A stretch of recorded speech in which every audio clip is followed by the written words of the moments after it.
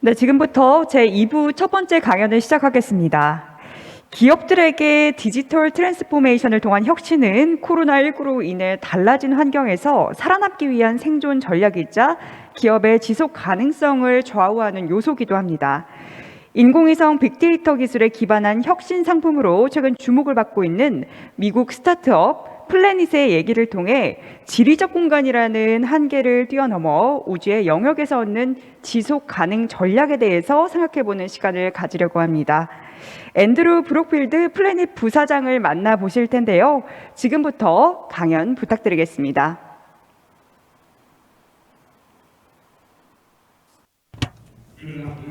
안녕하십니까 여러분. 소개 감사드립니다. 여러분 오늘 오후에 저의 이 강연을 경청해 주셔서 감사합니다. 저는 방금 소개받은 앤드루 브록필드입니다. 플래닛이라는 회사의 아시아태평양 영업부사장입니다. 플래닛은 10년 전에 시작됐습니다. 저희가 첫 6년 동안은 그 새털라이트 위성을 통한 그 이미지를 사람들이 볼 수 있게 하는 것이 이제 첫 미션이었고요.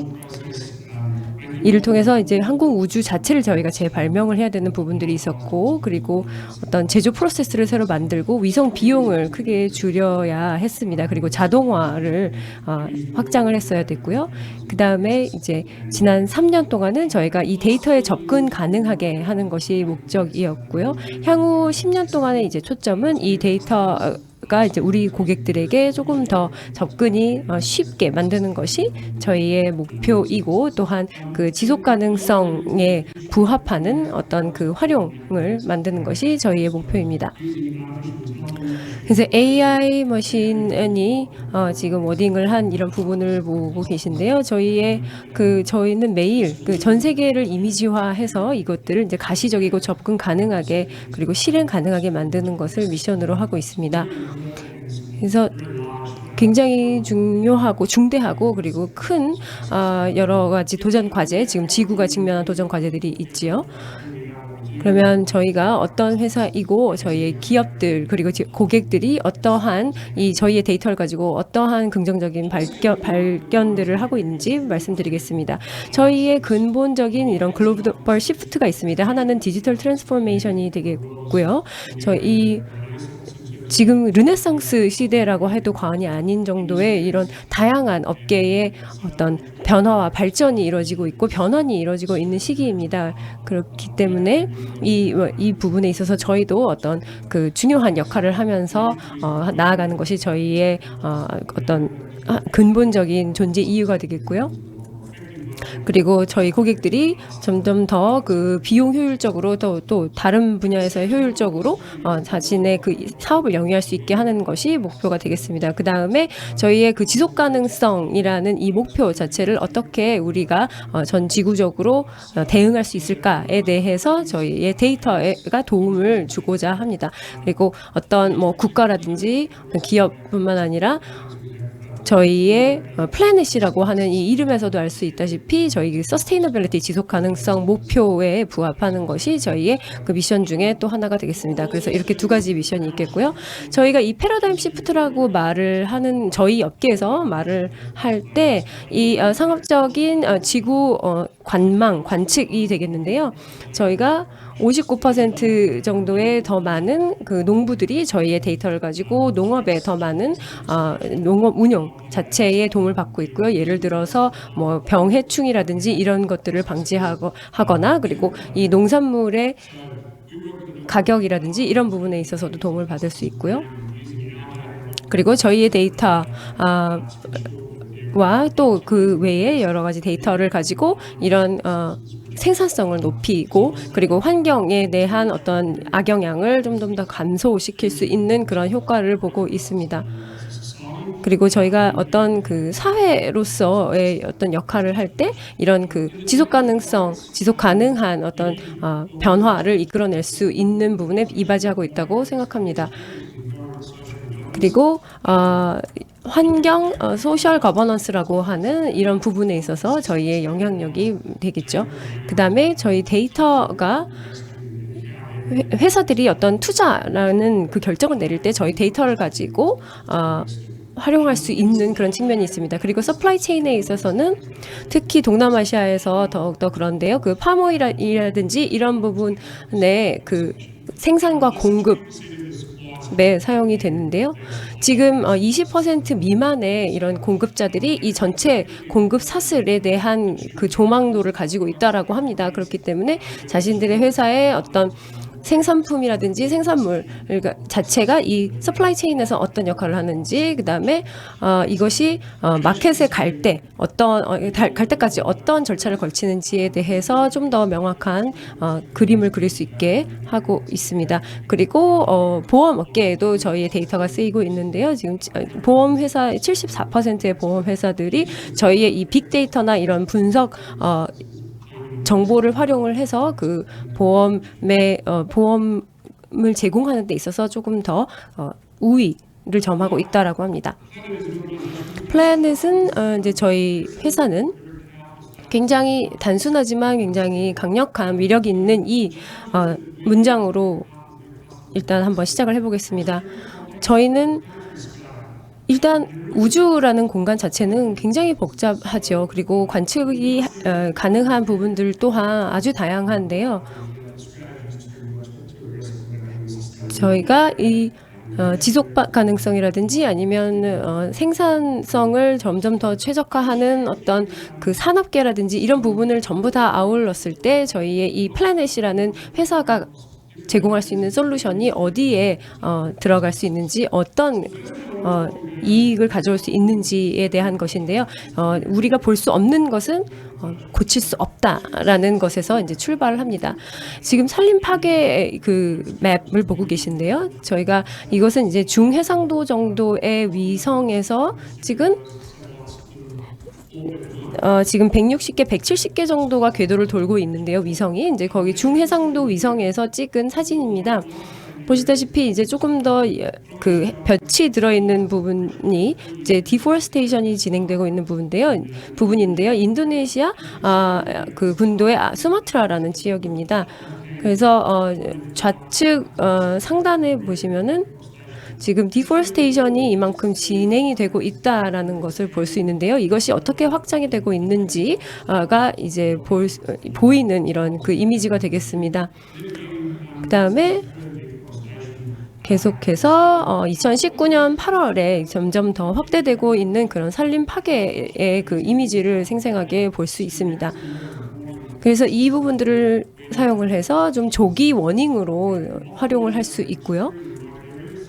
이 부분들은 굉장히 외진 지역들이기 때문에 이런 그 위성 사진의 도움을 많이 받을 수 있습니다. 그리고 여기에서 사실 산림 파괴라는 것이 이제 인재라기보다는, 왜냐하면 여기에는 사람이 많이 살지 않기 때문에 이 자연적인 재해의 그런 성격이 크다라고 할 수 있겠습니다. 또 다른 인도네시아 예시인데요. 자연재해입니다. 굉장히 불행히도 너무나 많은 자연재해가 발생하고 있습니다. 전 지구적으로 그렇습니다. 그래서 이것이 그 사회나 이런 지구에 미치는 영향이 너무나 큰데요. 여기 술라웨시라는 인도네시아의 도시가 지금 그 자연 재앙 때문에 망가진 그런 이미지를 보고 계십니다. 그래서 이러한 저희가 제공하는 이미지를 가지고 저희 고객들이 이런 자원의 배분이라든지 활용에 어떻게 활용하고 있는지를 더욱더 설명드릴 텐데요. 지금 이 사진에서 보시다시피 아까 말씀드렸다시피 중해상도 사진인데요. 지금 여기는 굉장히 구름이 많이 낀 지역입니다. 지금 위성 사진이에요. 아까 그 지역의 위성 사진을 보고 계신데요. 이것이 2018년 8월이고요. 꽤 명확하게 지금 이 지역이, 우리가 지금 보고 있는 지역이 이 쓰나미 전에 어떤 모습이었는지를 볼 수 있고요. 그 다음에 이제 몇 달 후에 찍은 사진인데요. 10월 1일, 그러니까 2달 정도 후에 찍은 사진인데, 이제 쓰나미가 발생한 다음에 이 모습이 어떤 광경인지가 잘 보여지고 있습니다. 그 다음에 이것은 스카이셋에서 찍은 사진인데요. 저희가 고해상도 사진입니다. 스카이셋이라는 것 자체가 이제 고해상도 사진을 찍는 위성인데요. 저희 이 지역에서 이제 그 가구, 그 주택의 피해가 어떤 상황인지를 잘 보여주고 있습니다. 그래서 저희가 팁앤큐라고 부르는 어떤 그 이미지의 전형을 보고 계십니다. 저희가 이것을 가지고 어떤 것이 문제가 있다, 어떤 곳이 문제가 있다라는 것을 규명하고 실제로 어떤 일이 벌어지고 있는지를 명확하게 볼 수 있다라는 점이 장점이 될 수 있겠습니다. 그래서 여기에서는 지금 자원이 지금 파괴된 교량이나 이런 부분에 어떤 자원이 어떻게 공급이 되고 있고 이런 부분들까지 명확하게 볼 수 있습니다. 그래서 이런 위성 사진을 통해서 훨씬 더 효율적으로, 효과적으로 이런 그 자원의 분배를 정확하게 필요한 쪽에 자원이 갈 수 있도록 할 수 있다. 그래서 더욱더 그 효과를 극대화할 수 있다. 특히 자연재앙에 있어서 그렇습니다. 그리고 이 사진은 인제인데요. 아마 기억하시는 분 계실 텐데 작년 8월에 굉장히 이런 끔찍한 사고가 있었습니다. 베이루트에서 이런 창고가 폭발했던 사건이었었는데요. 이 사진에서 보면은 이 거대한 폭발이 일어난 이후에 어떤 폐허가 된 사진을 보고 계신데요. 그러면은 이 부분이 이제 위성 사진에서는 어떻게 보이는지 보시겠습니다. 현재 이 위성 사진은 폭발이 죄송합니다. 네, 이것은 폭발이 일어나기 전의 상황입니다. 폭발이 일어나기 전에 이런 모습이었고요. 여기에 지금 하이라이트가 되어 있는 부분이 폭발이 일어났던 부분입니다. 그리고 그 다음 슬라이드를 보시면은 이 위성 사진 보시면은 아주 극단적인 변동이 있었다라는 것을 볼 수 있습니다. 여기 그 지역, 폭발한 지역이 얼마나 크게 그 데미지를 얻었는지, 피해를 받는지를 잘 보여주고 있습니다. 그래서 다양한 전 세계의 이제 기관들이 이 부분을 이 재앙에 도움의 손길을 내밀었고요. 그래서 이런 그 위성 사진으로 인해서 어떤 그 가시화된 이 사고의 어떤 막중함 이런 것들을 보여줄 수 있었던 것이죠. 근데 어떤 좀 슬프게도 이런 자연재해라든지 아니면 인재라든지 이런 부분이 안 좋은 일이 일어났을 때 더 가시적으로 잘 보인다라는 점은 약간은 안타까운 일입니다만 저희 그 위성 사진에 이제 리서치를 하는 분들, 위성 사진 관련한 리서치를 하는 분들이 어쨌든 이런 부분들을 활용을 하고 이런 부분을 어떻게 하면 더 긍정적으로 사용할 수 있는지 논의를 하고 있습니다. 지금 여기 보시는 사진은 이제 유조선에서 그 기름이 흘러나온 유출된 그 사진인데요. 지금 저희 그 고객사의 그 일본은 어떤 상업용 유조선이었는데요. 2020년 보시다시피 7월, 8월의 사진입니다. 보시다시피 어떤 일들이 일어났었는지 그리고 이 선박에서 흘러나온 기름이 어떤 이 지역에 그리고 이 해상에 어떠한 영향을 미치고 있는지를 잘 보여주고 있습니다. 그래서 이 사진들을 통해서 이제 이 지역에 필요한 복구 자원이라든지 이런 것들이 제공이 됐습니다. 그래서 이런 위성 사진을 통해서 더 정확하게 적확한 지점에 더 필요한 어떤 지원이 이루어질 수 있었습니다. 그래서 이 유조선이 지금 보시다시피 계속 시간이 지나면서 점점 더 나빠졌는데요. 그 대신 그 작은 선박이 계속 와서 이제 복구 작업을 하는 장면을 보고 계십니다. 그래서 또 다른 저희가 위성 사진을 활용해서 어떻게 우리 고객들이 어떤 그 대응책을 마련하는데 어떤 도움을 줄 수 있는지를 보여드린 예시가 되겠습니다. 그 다음에 또 다른 유스 케이스인데요. 화재 모니터링입니다. 그 호주의 댐파라는 지역인데요. 여기에 저희가 여기서 사용하는 것은 모디스인데요. 나사의 위성입니다. 나사의 위성 모디스를 가지고 모니터링을 하고 있는데요. 어떤 그 화재를 미리 발견해서 화재를 감지하는 역할을 하고 있습니다. 그래서 여러 가지 화재 활동이 발생한다든지 아니면은 열 핫스팟을 먼저 발견을 하는 그런 역할을 하고 있습니다. 그래서 저희 고객들은 이제 어떤 활동을 하냐면 이제 모디스의 위성 사진과 그리고 저희 위성 사진을 같이 활용을 해서 정확하게 어떤 그 열 혹은 화재 활동, 열 핫스팟이 어디에 있는지를 정확하게 찾아내고 정확하게 그 화재의 원인, 근원이 어디에서 발생하는지 그리고 이런 화상 반흔이나 이런 것들을 보면서 이제 그런 것들을 찾아내는 것이죠. 그래서 나중에 화재가 발생한다 하더라도 그것에 대한 그런 그 복원 활동이나 이런 것들에 활용이 됩니다. 특히 산불이나 이런 것들이 발생을 했을 때 저희의 이런 그 위성 사진이라든지 모디스와 같이 시너지를 내서 고객들에게 도움을 주고 있는 것이죠. 자연재해의 또 다른 예시입니다. 인도인데요. 지금 그 안반이 바위가 이제 갈라지면서 이제 땅이 이렇게 꺼져버린 약간 그 암석 자체가 흘러내린 그런 자연재해였는데요. 이러한 자연재해가 계속해서 더욱더 많이 발생을 하고 있기 때문에 저희의 위성 사진들을 통해서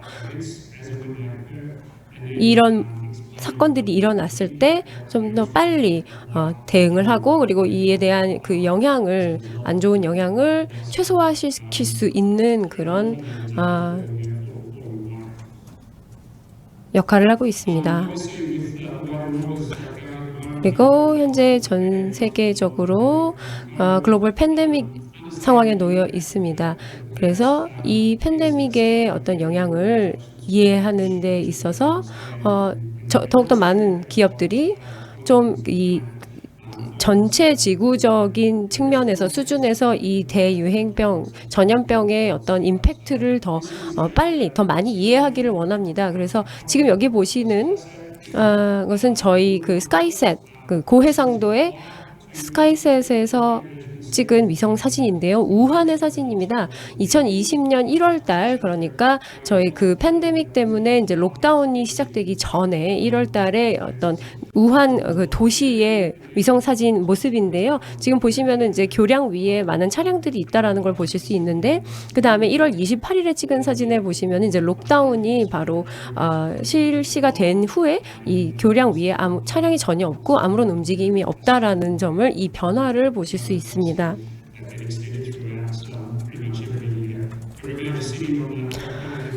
전 세계의 대도시들이 이 팬데믹 상황 때문에 이제 록다운을 어느 수준까지는 실시를 했었죠. 그렇기 때문에 이런 위성 사진을 통해서 이런 그 대도시의 사진을 찍음으로써 이 팬데믹이 이제 우리의 어떤 활동이라든지 아니면은 뭐 교통 활동이라든지 다양한 활동에 미치는 영향 등을 볼 수 있었습니다. 저희가 살아가고 있는 이 세상은 계속해서 변화하고 있습니다. 그래서 정기적으로 계속해서 저희가 모니터링을 위성 사진으로 하고 있고요. 아까 말씀드렸다시피 다양한 사람들은, 다양한 참여자들은 또 다양한 서로 다른 어떤 그 흥미 혹은 그 인트레스트가 있습니다. 그래서 저희의 이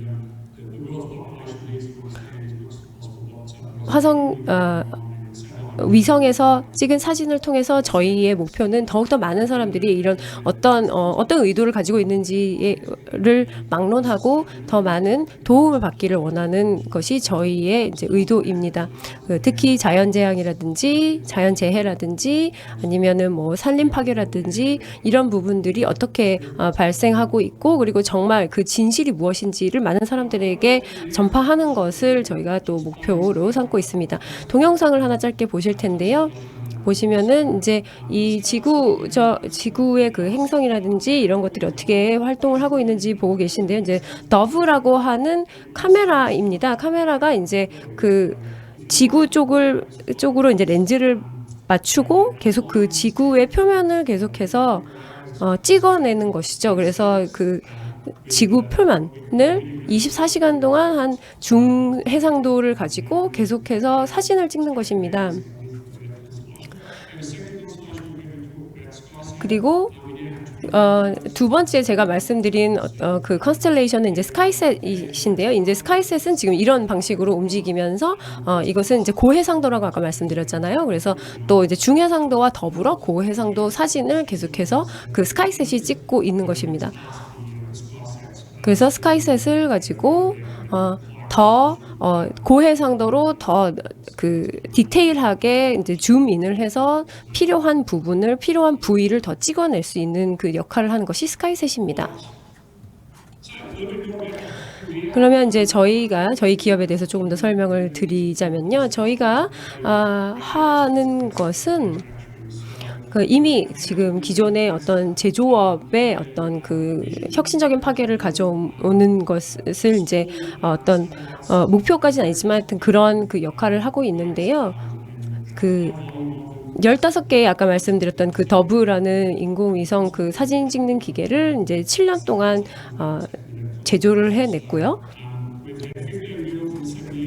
그래서 굉장히 기민한 항공 우주 및 대량 생산 회사입니다. 그래서 지속적으로 이것이 이제 이러한 제조가 반복이 될 수 있게 그리고 하고 있고 그다음에 3에서 6개월 정도의 어떤 설계 수명을 가지고 있고요. 그리고 그렇기 때문에 굉장히 혁신적인 그리고 비용 효율적인 어떤 이런 그 위성 사진 기계 컨스텔레이션을 제조하고 있습니다. 저희가 농업, 그다음에 방위산업, 그리고 시민정부 부문에서도 굉장히 큰 역할을 하고 있을 뿐만 아니라 이제 이런 에너지 인프라 부문에서도 큰 역할을 차지하고 있습니다.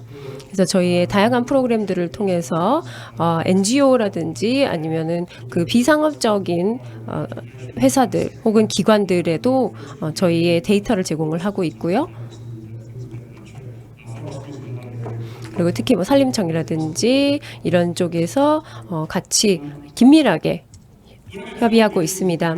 저희의 근원을 두고 있는 저희의 미션 중에 하나가 이제 지속 가능성이라는 부분입니다. 그래서 이 지속 가능성이라는 것을 향상시키는데 저희의 미션을 두고 있다고 아까 말씀드렸습니다.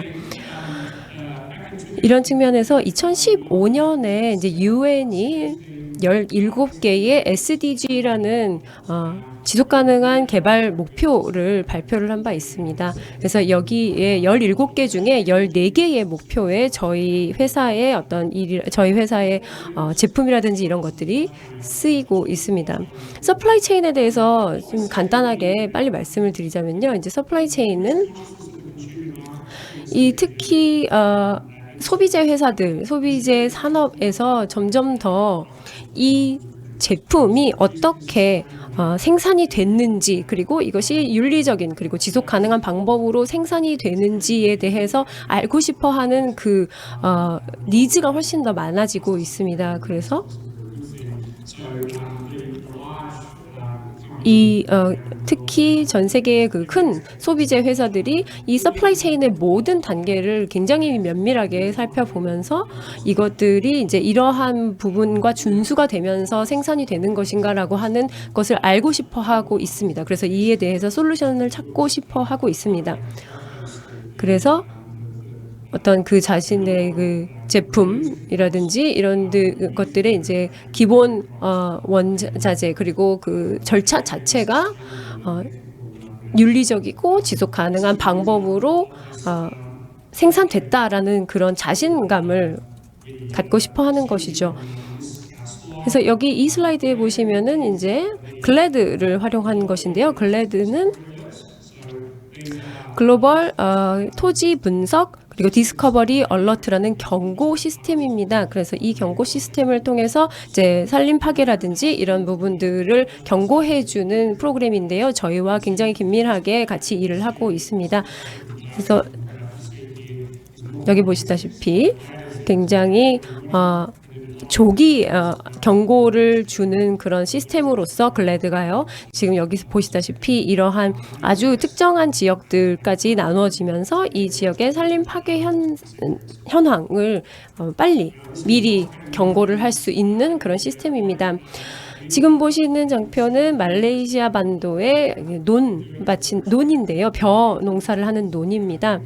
그래서 이 RGB 비주얼이라는 프로그램을 통해서 저희의 파트너들과 저희 고객들이 이러한 그 시간이 지나면서 어떤 방식으로 보이는지 어떠한 변화를 겪는지를 보고 있습니다. SDG를 얘기를 했는데요. 지금 이 부분은 그 SDG 목표 중에 15번 목표인데요. 이제 이것은 기후 액션, 기후 행동에 대한 부분입니다. 그래서 노르웨이 인터내셔널 클라이밋 쪽 그 기관과 함께 저희가 협업을 하고 있는 부분이기도 합니다. 그래서 모니터링을 하면서 이제 산림 파괴가 최소화되고 될 수 있도록 모니터링을 계속해서 하고 있고요.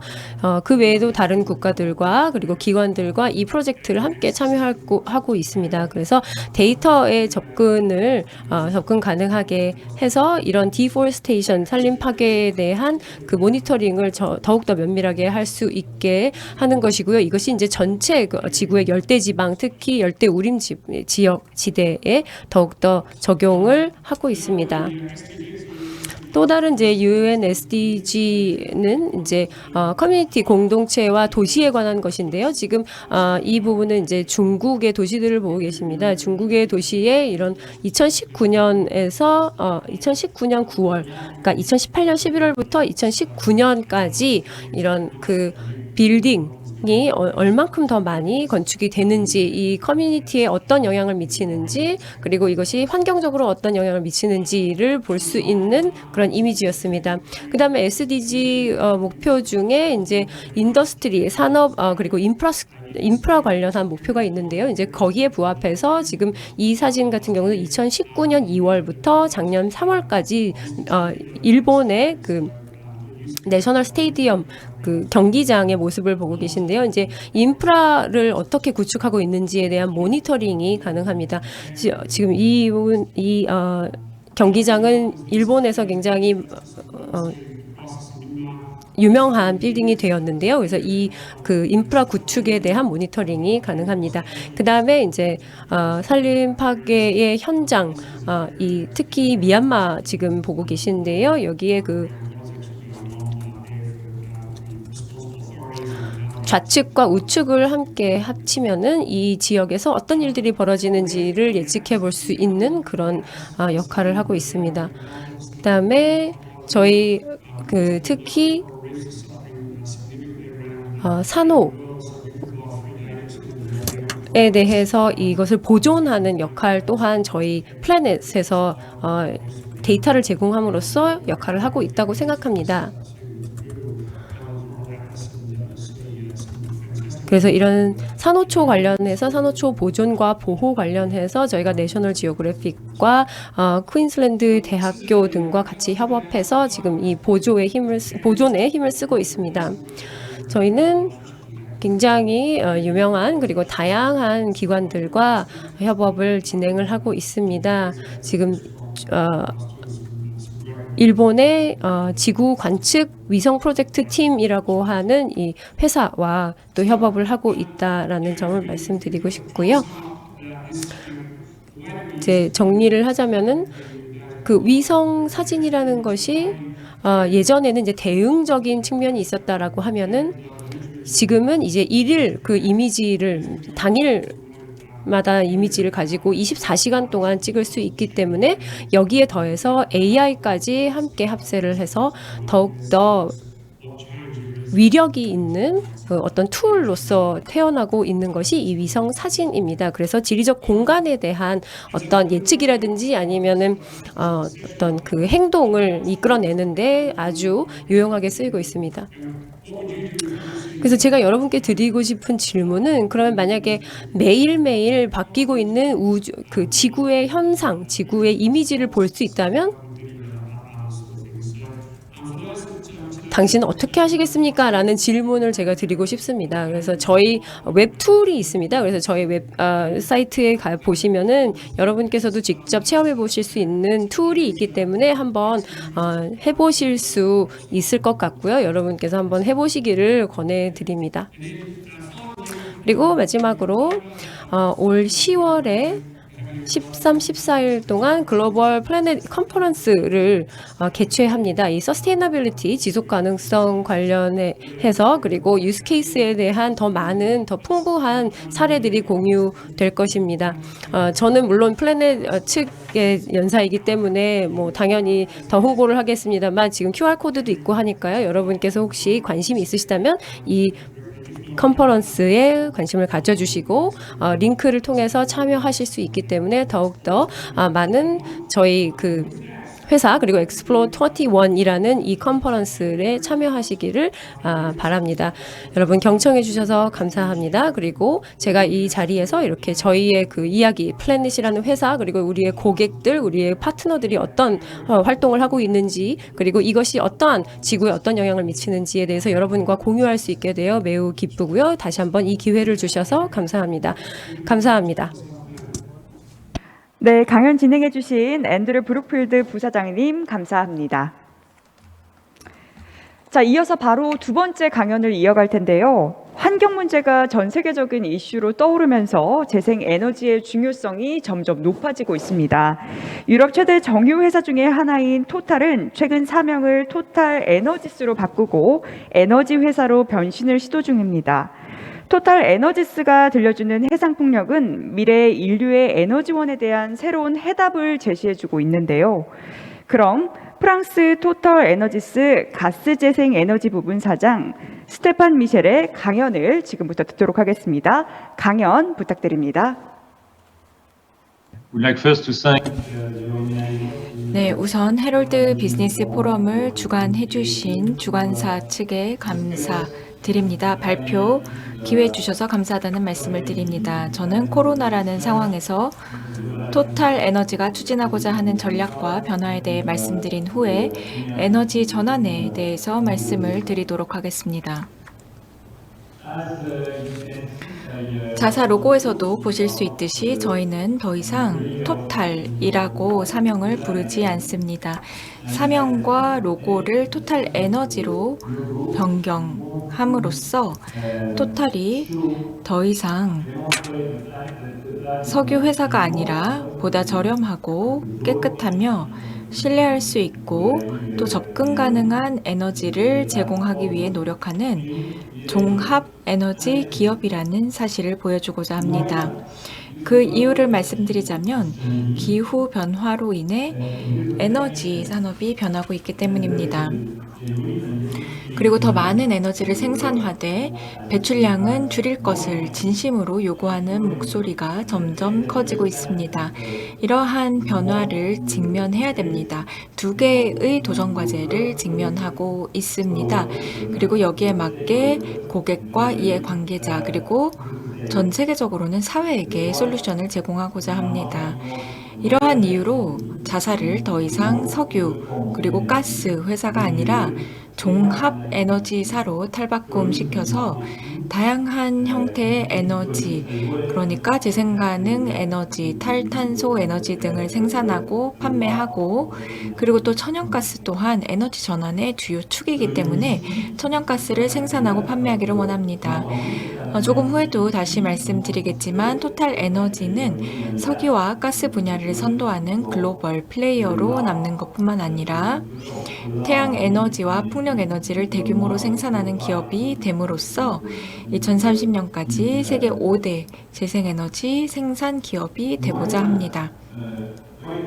왜 이래야 할까요? 왜 이런 변화를 꾀해야 할까요? 이산화탄소, CO2 배출량과 관련된 목표와 연결이 되어 있습니다. 전 세계는 변하고 있습니다. 그리고 파리 협정에서 합의한 대로 2050년까지 넷 제로를 달성해야 합니다. 그리고 2050년까지 넷 제로를 달성하고자 하는 야심찬 목표 하에 고객에게 판매하는 에너지 제품과 생산 전반의 변화를 꾀해야 합니다. 좀 더 구체적으로 말씀을 드리자면 결국에는 우리의 사업 방식도 변해야 한다는 것입니다. 스코프 1 그리고 스코프 2를 통한 배출량 감축뿐만 아니라 스코프 3 배출량도 감축 목표에 포함시켜서 2050년까지 넷 제로를 거의 달성할 수 있어야 하고, 이는 고객들에게 판매된 생산품의 이용으로 발생하는 배출량을 줄여야, 그래야지만 2050년까지 넷 제로에 도달할 수 있다라는 뜻입니다. 그리고 보다 구체적으로 유럽에 대해 말씀드리면 이러한 측면에서 상대적으로 많은 진전을 이뤘는데 스코프 1에서 3까지의 배출량 감축이 매우 중요합니다. 어떻게 이런 목표를 달성할 수 있을까요? 저희의 전략은 4개 축으로 이루어져 있습니다. 첫 번째 축은 천연가스입니다. 에너지 전환에서 천연가스가 중요한 역할을 한다고 생각하는데 특히 발전 과정에서 탈석탄을 이룰 수 있기 때문입니다. 이는 곧 가스 분야에서 메탄 배출량을 최대한으로 낮추기 위한 자사의 노력과도 관련이 있습니다. 또한 바이오가스를 첨가하거나 아니면 수소를 통해 천연가스를 탈탄소화하려는 노력을 시도하고 있습니다. 이것이 첫 번째 축입니다. 에너지 전환에서 천연가스의 역할에 대해 말씀드렸습니다. 두 번째 축은 아까 말씀드렸듯이 태양에너지와 풍력, 에너지 등 재생에너지에 대한 대대적인 투자를 함으로써 전력 분야를 선도하고 발전 분야를 선도하고 이 전력의 생산, 분배, 상업화 등의 가치사슬을 통합하는 것입니다.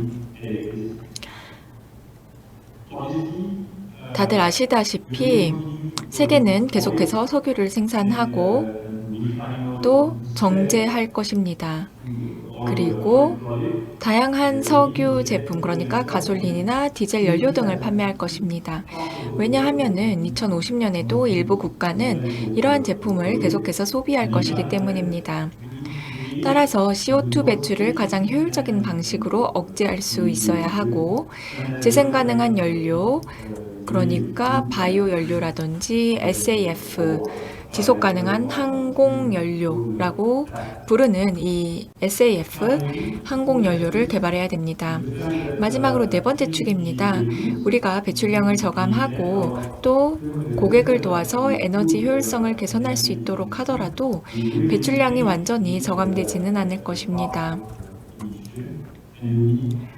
그렇기 때문에 산림 조성이라든지 아니면은 재생농업 그리고 습지 보호 등을 통해서 배출량을 상쇄해야 되고, 또 다른 한편으로는 CO2를 포집하고 또 이렇게 CO2를 탄소 저장고에 격리를 해야 됩니다. 가령 아퀴페르, 대수층이나 DPD 등을 활용할 수 있겠습니다. 그러면 이제 이러한 목표를 달성하기 위한 전략에 대해서 말씀드리도록 하겠습니다.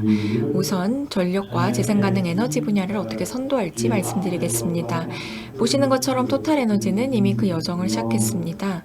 2020년 기준에 약 7기가와트를 생산하고 있고 2021년에는 8기가와트를 생산할 예정입니다.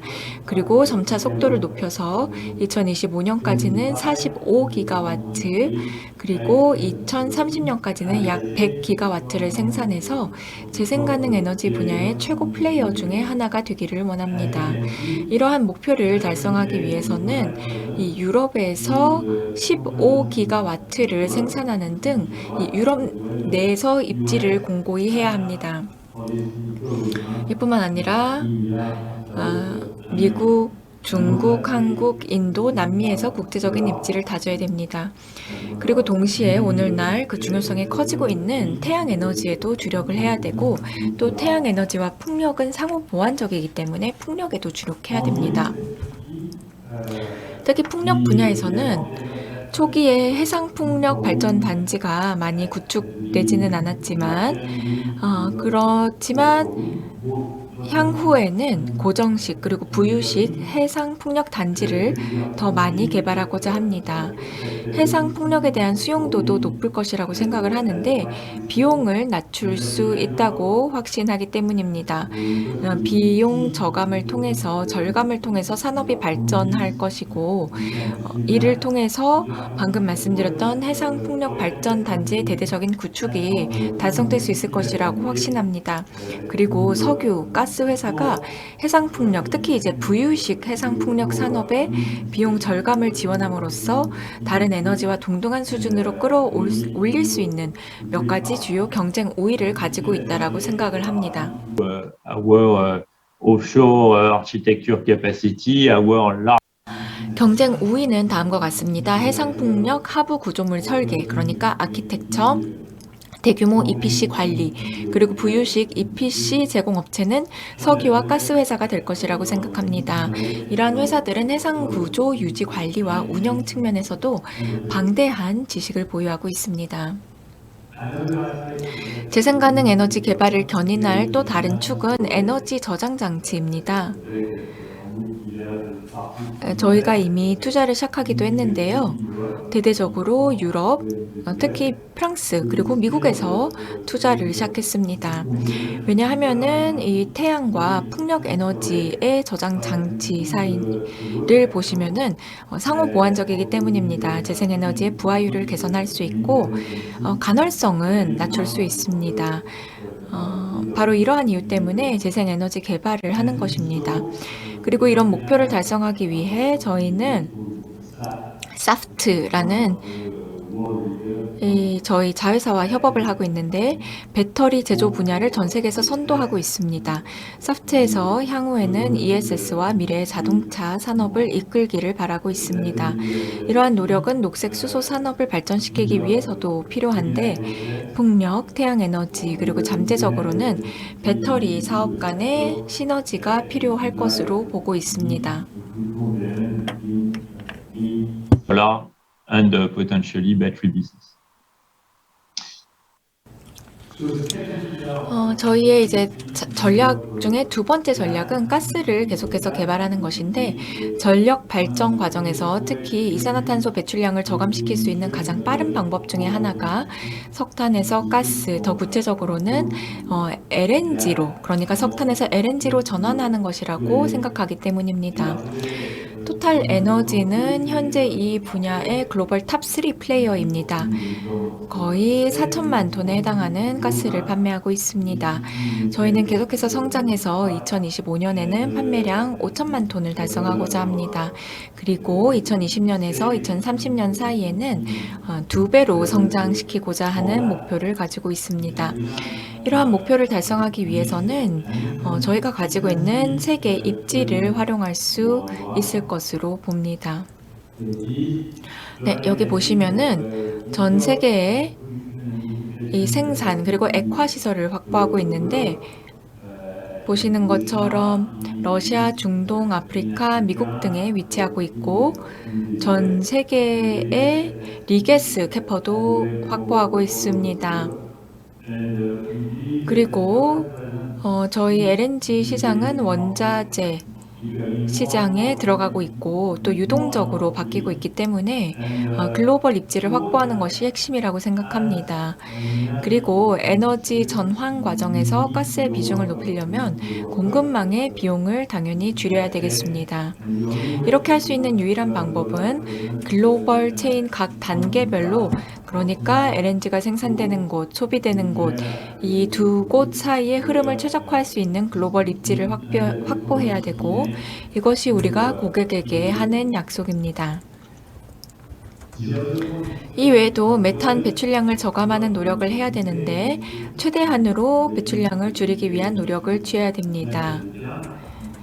자사는 2025년까지 메탄 배출량을 글로벌 가스의 0.1% 미만으로 저감하기 위한 여정에 착수했습니다.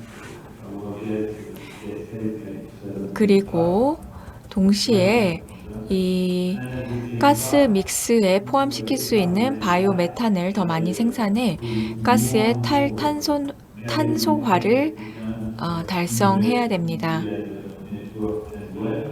예를 들어서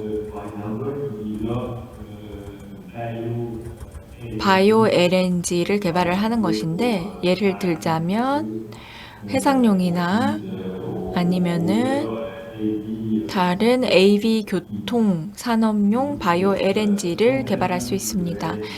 LNG를 보완하기 위해서 저희가 또 바이오 메탄도 생산 개발할 예정입니다. 이렇게 하기 위해서는 아까 서론에서 말씀드렸듯이 어쩔 수 없이 발생을 하는 이산화탄소 배출량을 상쇄하는 작업을 하고, 그렇게 하기 위해서는 탄소 포집과 격리를 한쪽에서 하고, 또 다른 한쪽에서는 천연 기반 솔루션에 투자할 예정입니다.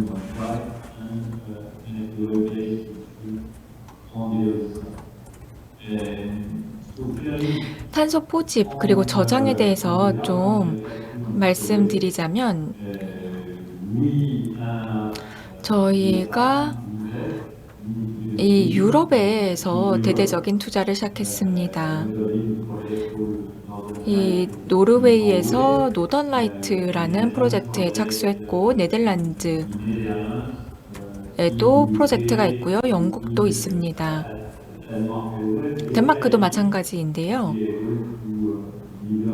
결국에는 이 CCS 프로젝트를 같이 공동으로 진행하고자 하고 있고, 이 프로젝트를 통해서 향후 몇 년 동안에 800만 톤에 해당하는 저장 용량을 갖출 수 있도록 합니다.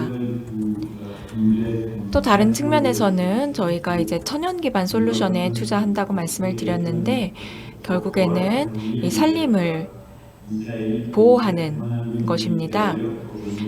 저희는 향후 10년 동안 1억 달러를 투자해서 연간 최소 500만 톤의 CO2 저장 용량을 확보할 것인데, 이 숲 조성 활동 덕분에 가능해질 것으로 예상을 하고 있습니다.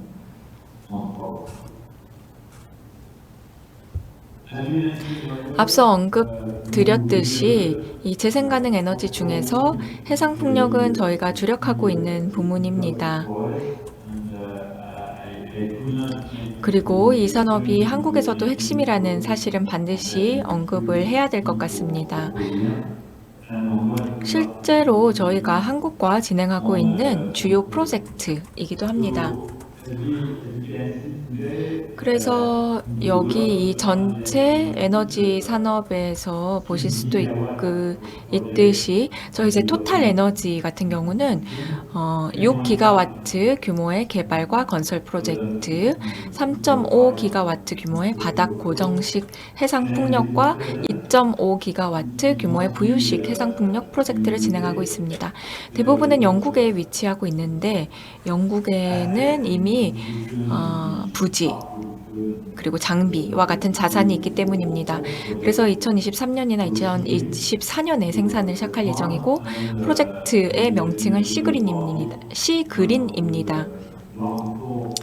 그리고 이 라운드 4를 시작한 사업도 있는데, 규모는 1.6기가와트입니다. 이렇듯 유럽 내에서 다양한 프로젝트가 진행 중입니다. 하지만 아시아에도 저희가 주력을 하고 있는데, 아시아 국가 중에서는 이제 첫 번째로 한국이 있습니다. 저희가 2기가와트 규모의 프로젝트를 한국과 공동으로 진행을 하고 있는데, 이 2027년, 2028년 정도의 운영을 목표로 하고 있습니다. 그리고 두 번째는 저희 대만에서 진행을 하고 있는 프로젝트 있는데, 유린이라고 하는 프로젝트입니다. 이게 대만에 있는 WPD에서 진행을 하고 있는 건데, 시설을 짓고 있습니다. 자산은 입지를 강화하고자 하고, 또 미국의 이 해상 풍력 개발 프로젝트에도 참여하고자 할 의지가 있습니다. 여기서 보실 수 있다시피 다양한 프로젝트를 진행을 하고 있는데, 이러한 일을 하기 위해서는 굉장히 많은 투자가 필요합니다. 그리고 기본적으로는 전문 지식과 또 이제 많은 노력이 필요합니다. 장기적으로 좀 내다볼 필요도 있겠는데요. 태양 에너지나 이 육상 프로젝트에 대해서 소요가 더 길기도 합니다. 가령 해상 풍력 프로젝트 프로젝트의 이게 특징이기도 한데 개발 시간이 아무래도 더 소요되고 이 설비 투자 카펙스 측면에서도 전통적인 석유나 가스 산업과 유사한 수준으로 지출이 이루어지기 때문입니다. 이거는 이제 태양 이 에너지 사례랑 비교했을 때 알 수 있는 사실입니다. 그리고 아까 말씀드렸듯이 저희 이제 프랑스에 소규모 부유식 해상 풍력 프로젝트를 진행 중이고 영국에서도 소규모 프로젝트를 진행을 하고 있고 또 이제 슬라이드에서 보실 수 있는 것처럼 가장 파이가 큰 거는 이제 한국에서 진행을 하고 있는 건데 바다 프로젝트입니다. 여기서 보실 수 있는 것처럼 이 슬라이드에서 보실 수 있는 것처럼 바다 프로젝트에 대한 내용을 제가 적었는데요. 저희가 계속해서 아직은 개발할 부분이 많이 있습니다. 터빈을 최적화하고 이 기술 솔루션을 최적화하고 그리고 전체 가치 사슬을 최적화해서 이 비용을 낮추고 또 이 전력 발전 측면에서 경쟁력을 가질 수 있도록 하기 위해서는 아직 할 일이 많습니다. 특히 이제 부유식 해상 풍력이 한국과 같은 국가뿐만 아니라 모든 국가에게 이점을 가져다 줄 수 있는 엄청난 잠재력이 있기 때문에 개발을 성공시키기 위해서는 다양한 어려움을 극복해야 한다는 사실도 잘 알고 있습니다.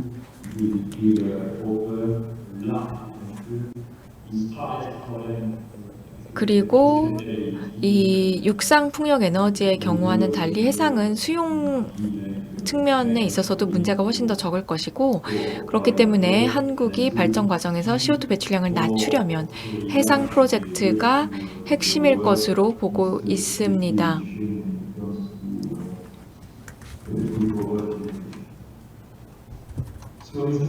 요약하자면 저는 우리가 이 에너지 전환 과정에 있다라고 확신합니다. 에너지 부문은 계속해서 재설계가 될 것인데 기후변화의 도전에 맞서기 위해 재설계될 것입니다. 그렇기 때문에 토탈이 스스로를 변화시키고 토탈 에너지가 되기로 결정한 것입니다. 기존의 석유 그리고 가스 사업에서 일하는 방식을 재설계하고 그리고 발전, 재생에너지 그리고 재생에너지 중에서도 태양과 풍력 중에서도 해상 풍력 그리고 해상 부유식 풍력으로 비즈니스를 확장하려고 하고 있습니다.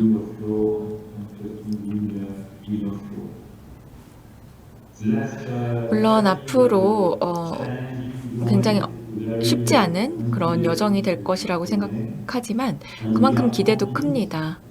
그리고 이 전문성을 확보한 저희의 인력 덕분에 그리고 재정 역량 그리고 세계적인 입지 덕분에 경쟁 우위를 확보할 수 있을 것이라고 생각을 합니다. 에너지 전환에서 성공할 수 있는 성공하기 위해 동원할 수 있는 모든 경쟁 우위 요소들을 가지고 있다고 생각합니다. 그리고 에너지 전환이 이산화탄소 감소 측면에서도 파리 협정을 이행하는 데 절대적으로 중요하다라고 확신하고 있습니다. 이러한 목표를 자사의 전략에 확실히 포함시켰고 그리고 2050년까지 사회와 함께 넷 제로를 달성하기 위한 여정을 시작했습니다. 우리는 모든 이해 관계자들, 그러니까 정책을 수립하는 정부와 자사와 같은 에너지 회사, 그리고 가치 사슬을 책임지는 공급업체 간의 협업이 핵심이 될 것이다 라고 생각하고 있습니다. 그래서 에너지 회사들과 또 다양한 공급업체, 정부 이렇게 다양한 이해 관계자들 간의 협업이 필요하고 한국에서도 이 산업이 얼마나 발전하고 있는지를 잘 알고 있고 한국의 공급망이 우리의 목표를 달성하는 데 도움이 될 것이라고 믿고 있습니다. 마지막으로는 고객과의 협업도 필요합니다. 고객의 성공적인 에너지 전환을 도와야 되기 때문입니다. 그래서 각자 스코프 1과 2의 배출량을 저감시키고 그리고 여기에 저희 이제 토탈 에너지의 스코프 3 배출량 저감 노력까지 이루어져야 되겠습니다. 그리고 고객들이 소비 방식을 어떻게 변경해 더 친환경적인 에너지 발전을 달성할 것인지 고민하는 것이 중요하다고 생각을 합니다. 모두를 위한 더 나은 에너지 전환을 달성하기 위해 저희 토탈 에너지는 사명을 바꾼 경쟁력 있고 신뢰할 수 있는 공급업체로서 앞으로도 에너지 전환에 지원을 다할 것입니다. 감사합니다. 네, 지금까지 강연 들려주신 미셀 사장님께 큰 박수 부탁드리겠습니다. 네, 지금부터 2시 10분까지 휴식 시간을 갖고요. 바로 다음 순서로 이어가도록 하겠습니다. 잠시 후에 뵙도록 하겠습니다. 네, 이어서 제2부 세 번째 강연을 이어가도록 하겠습니다. 석유화학 생태계는 지금 친환경으로 대변혁의 시간을 맞고 있는데요.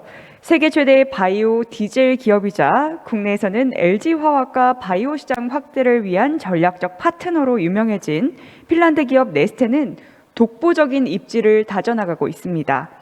매출의 약 20%가 친환경 제품에서 나오는 정유회사 네스테의 얘기를 소개하려고 합니다. 핀란드에 있는 네스테의 제론 버호벤 부사장 연결돼 있습니다. 그럼 지금부터 부사장께 강연을 부탁드리겠습니다. Thank you very much for 감사합니다. 소개 감사합니다. 제가 오늘 직접 여러분과 함께 그 자리에 있지 못하게 되어 매우 유감입니다. 지금 독일에서 제가 화상으로 조인하고 있습니다. 지금 방금 소개받은 바와 같이 저는 제롬 버호벤이고요. 네스테 생산 파트너 관리 부사장으로 재직 중에 있습니다. 지속 가능을 위한 변환이라는 주제로 말씀드리겠습니다. 네스테는 이런 그 온실가스 배출의 저감이 얼마나 중요한지 그리고 이것이 제품에 미치는 영향이라든지 이런 것들을 잘 알고 있습니다. 그리고 최근 IPCC 보고서에서 기술을 하고 있다시피 기후변화는 우리가 당면한 현실입니다. 그리고 이런 기후변화의 영향이 빠르게 가시화가 되고 있습니다. 심각한 집중호우 때문에 세계 곳곳에서 다양한 기후 재앙을 지금 맞닥뜨리고 있습니다.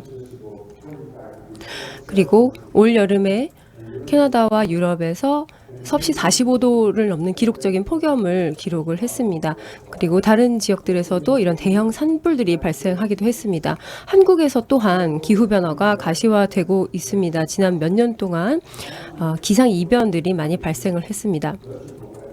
지난해 한국의 기상청에 따르면은 한국에서 1973년 이후 가장 긴 장마가 관측되었다고 합니다. 이러한 집중호우와 태풍으로 인해서 이제 46명의 인명 피해가 있었고요. 부동산 피해액이 1조 2,500억 원 이상이었습니다. 이것은 2010년과 19년 사이 그 10년 동안의 평균보다 3배 이상 많은 수치입니다. 그래서 이런 전 세계적으로 또 한국에서 직면하고 있는 이 막대한 도전 과제 자체는 한 가지 해결책이 없습니다. 그리고 지금 당장 행동해야 하는 문제입니다. 그래서 우리는 지금 목표 설정을 하는 것에 초점을 맞출 것이 아니라 행동으로 바로 옮겨야 하겠습니다. 그리고 한국은 굉장히 큰 기여 역할을 할 수 있습니다. 한국은 현재 탄소 배출국 상위 10위 안에 들고 있고요. 1인당 탄소 배출량이 세계 5위입니다. 그래서 한국도 이제 단순히 기업의 배출량을 줄이는 것이 아니라 이런 사업의 방식과 산업 전체를 바꿔야 합니다. 지금 당장 탄소 순환을 시작해야 한다는 말씀입니다. 그래서 이 같은 전환이라는 것을 이제 회사의 운영을 유지하기 위한 의무로만 볼 것이 아니라 진정한 어떤 사업적 기회로 봐야 한다라는 이제 입장을 저희는 견지하고 있습니다. 그래서 더 경쟁력 있는 비즈니스로 이어질 수 있습니다. 네스테는 현재 오늘날 기후 변화에 맞서서 대응할 수 있도록 이제 저희 고객들을 그렇게 할 수 있도록 하고 또 더욱더 지속 가능하게 할 수 있게 하는 회사입니다. 저희는 지난 15년 동안 어떤 그 지역의 정유사에서 출발을 해서 재생 가능 에너지 솔루션의 글로벌 리더로 변모를 했습니다. 그래서 제가 오늘 발표할 자료에서는 어떻게 이러한 변화를 이뤄냈고 그리고 이에 대한 통찰력을 몇 가지 제공드리고 싶습니다. 저희는 굉장히 엄청난 어떤 호기심과 그리고 지금 현재의 어떤 편하고 쉬운 것을 넘어설 용기를 가지고 있는 회사입니다. 저희는 지금 재생 디젤과 지속가능 항공연료의 최대 생산 업체가 되었고요. 화학 산업을 변화시키는 이런 중요한 요소 중에 하나로 자리매김하고 있습니다만 아직도 갈 길이 멉니다. 지금 이 장표에 써 있는 부분이 이제 저희 회사의 모든 직원들, 모든 구성원들이 실생활에서 실천하고 있는 회사 목적입니다. 저희 손에 달려 있다라고 하는 깊은 신념을 반영하고 있는데요. 저희 회사 네스트라는 기업은 현재 4,800명 이상의 전문가들로 구성되어 있고요. 우리 후손들이 살아갈 더 건강한 지구를 만든다라는 미션, 공동의 목적 아래 일을 하고 있습니다. 그래서 우리는 이 목적에 대해서 이야기를 굉장히 많이 이 조직의 모든 레벨에서 이 이야기를 굉장히 많이 하고 있습니다.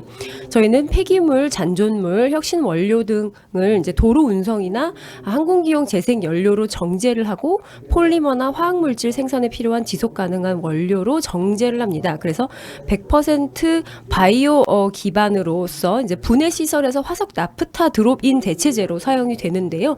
한국의 여수 공장, LG 여수 공장이 이 분해 시설의 한 예가 되겠습니다.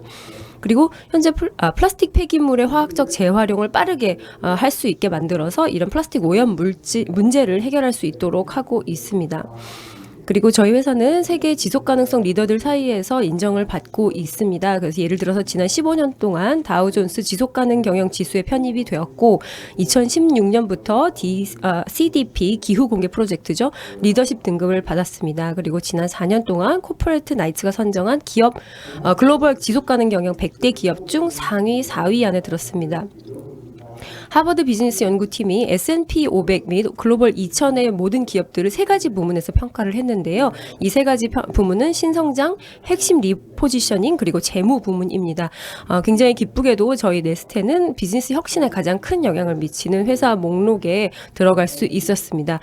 이런 저희의 성과는 스스로 할 수 있었던 것이 아니라 LG화학과 같은 저희의 지향적인 파트너들과 함께 이룬 것입니다. 그래서 이런 성과들은 그렇고요. 다시 이제 저희 회사의 역사 속으로 한번 들어가 보겠습니다. 하버드 발표에서 알 수 있듯이 저희 네스테는 변화를 낯설어 하지 않는 기업입니다. 지금 여기에 보시는 이 사진은 저희 브랜드 라이브러리에서 찾은 것인데요. 너무나 강력한 어떤 메시지를 담고 있어서 보여드립니다. 저희가 네스테 오일이라는 사명에서 네스테로 이름을 변경한 날 찍은 사진입니다. 그래서 주력 상품을 이제 재생 가능한 제품으로 바꿀 때 그때 그 순간에 재생에너지에 초점을 맞춘 그 순간을 포착했다고 할 수 있는데요. 그러면 이 여정의 변화, 그 변화의 여정의 동인이 무엇이었는지 한번 살펴보겠습니다. 90년대 후반에 포르텀이라는 그 회사 일부로 이제 네스테가 재생 가능 쪽에 초점을 맞춘 회사였는데요. 이제 그 당시에 무황 휘발유 같은 이런 그 상대적으로 환경에 영향이 적은 석유 제품의 선두주자였습니다. 그런데 이 부문의 경쟁이 심화가 돼서 저희의 선두 자리를 잃어가고 있는 상태였습니다. 그래서 포르텀 이사회가 이제 에너지 회사에 집중하기로 결정을 하고 네스테 오일을 독립 상장법인으로 분리를 합니다. 그래서 새로운 전략이 필요한 때가 됐습니다. 그래서 어떤 그 새로운 회사로서의 생산 전략이라든지 이런 부분들을 이제 만들어야 했고 포르텀이라는 레거시와 그리고 그 내부 레거시를 가지고 있는 내부 환경 그리고 북유럽이라는 외부 환경 이 모두를 아우르는 어떤 생성 전략이 필요했던 것이죠. 여기에서 이제 저희의 여정이 시작된 거고요. 처음에는 굉장히 어려웠습니다. 왜냐하면은 이제 석유, 가스, 화학 산업에서 이런 환경 변화에 대한 결정은 이제 대부분은 강력한 법적 규제에 의해서 이제 시작이 됩니다. 예를 들면은 뭐 염화 용매 금지라든지 아니면은 프레온가스 금지 이런 규제들 때문에 이제 산업이 변화를 하게 되는데요. 저희가 이제 넥스비틀이라는 그 기술에 투자를 했을 때 이런 인센티브 자체도 마련이 되기 전입니다. 2009년이 돼서야 이제 EU가 2020년까지 운송 분야 재생에너지 10%까지 올리는 지침을 설정을 했었으니까요. 그래서 EU 회원국은 이제 올해 이후에서야 이 목표를 달성하기 위해서 이제 이 의무 사항들을 채택을 했습니다. 하지만 저희 네스테는 2005년에 첫 넥스비트엘 유닛 건설을 시작을 했고요. 이것은 법적인 어떤 지원책이 시행되기 훨씬 전이었습니다. 그래서 법적 지원도 없었고 어떤 급박한 시장의 요구도 없었던 상황이었습니다. 그런데 2008년에 신용 위기가 발생을 하죠. 그래서 이 글로벌 위기 때문에 이제 저희도 많은 어려움을 겪었습니다. 저희가 재생에너지에 약 15억 유로를 투자하는 것을 이미 약속했던 상황이었고요.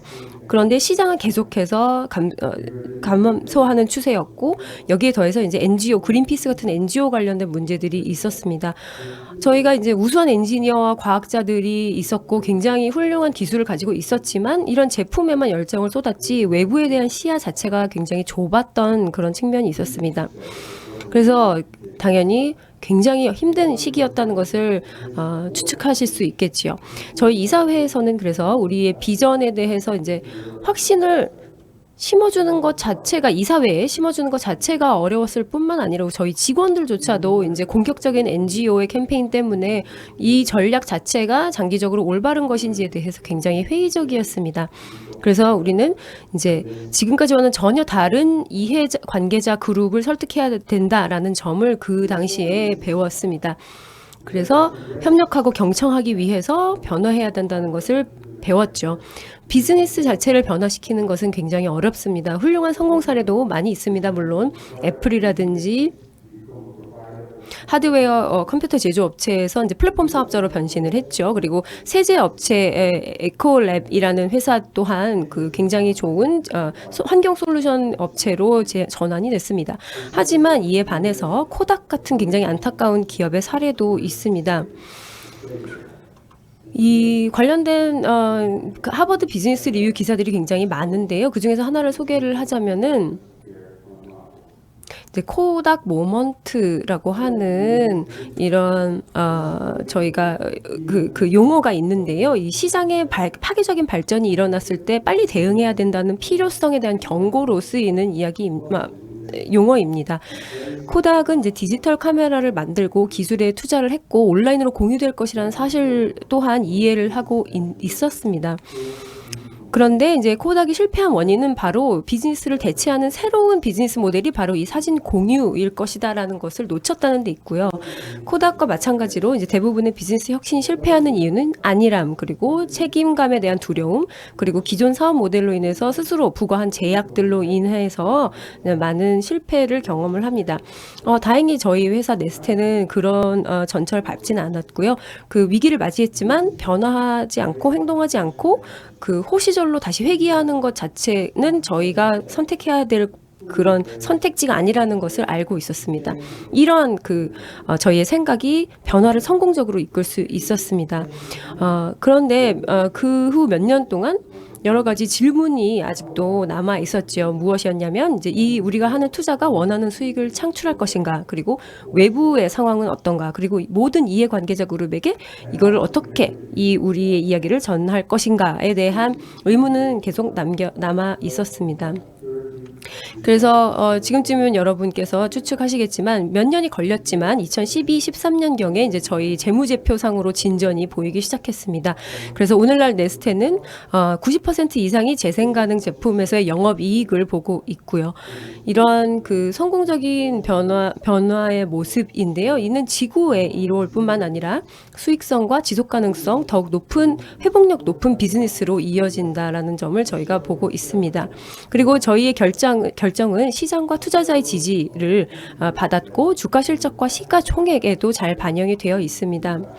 저희 주가는 현재 50유로를 좀 넘는 그런 주가를 보이고 있는데요. 5년 전인 2016년 대비 5배 이상 증가한 수치입니다. 그래서 저희 그 네스테의 뛰어난 실적 결과인데요. 최근 몇 년 동안 이 지속 가능성이라는 것을 진지하게 받아들인 상장 기업들은 시장을 월등히 능가하는 실적을 냈습니다. 저희는 세계 지속 가능성 발전 기업 위원회의 회원이고요. 위원회에서는 이제 코비드 상황에서 평균 이상의 성과를 보이는 회원사들을 이제 한번 들여다봤는데요. 데이터를 통해서 알 수 있다시피 ESG에 중점을 둔 기업이 시스템적 위험에 덜 취약하고 충격에 대한 회복력이 더욱 있고 투자자들 눈에 더 잘 띈다라고 발표한 바 있습니다. 그리고 이제 코비드 록다운이라는 이 폐쇄적인 상황이 이제 끝나가면 향후의 이 기간 동안에는 선두주자와 뒤처지는 자가 더욱더 확연하게 드러날 것이라고 생각합니다. 그렇기 때문에 지금이 ESG 관련한 그 위험과 기회 관리에 투자를 더 증대시킬 때입니다. 현재 저희는 보유하고 있는 기술을 사용해서 지속적으로 능력을 증대시키고 이에 필요한 원자재를 확보하기 위해서 최선을 다하고 있습니다. 하지만 여기가 끝이 아닙니다. 저희는 미래 솔루션을 위한 돌파구를 만들기 위해서 혁신에 많은 초점을 맞추고 있습니다. 네스테는 광범위한 미래 기술에 집중하고 있습니다. 예를 들어서 리그노셀룰로직, 그다음에 마이크로조류, 그리고 생활 도시 고체 폐기물, 탄소, 그리고 파워 투 엑스 솔루션 등이 있습니다. 그리고 저희의 발자국에 집중적으로 많은 투자를 하고 있습니다. 저희는 2035년까지 탄소 중립 생산에 도달하기 위해서 최선을 다하는 동시에 손자국을 통해서 환경에 미치는 긍정적인 영향을 정량화하는 것, 그리고 우리 고객이 배출량을 줄이는데 얼마나 도움을 줄 수 있는지를 이제 정량화할 예정입니다.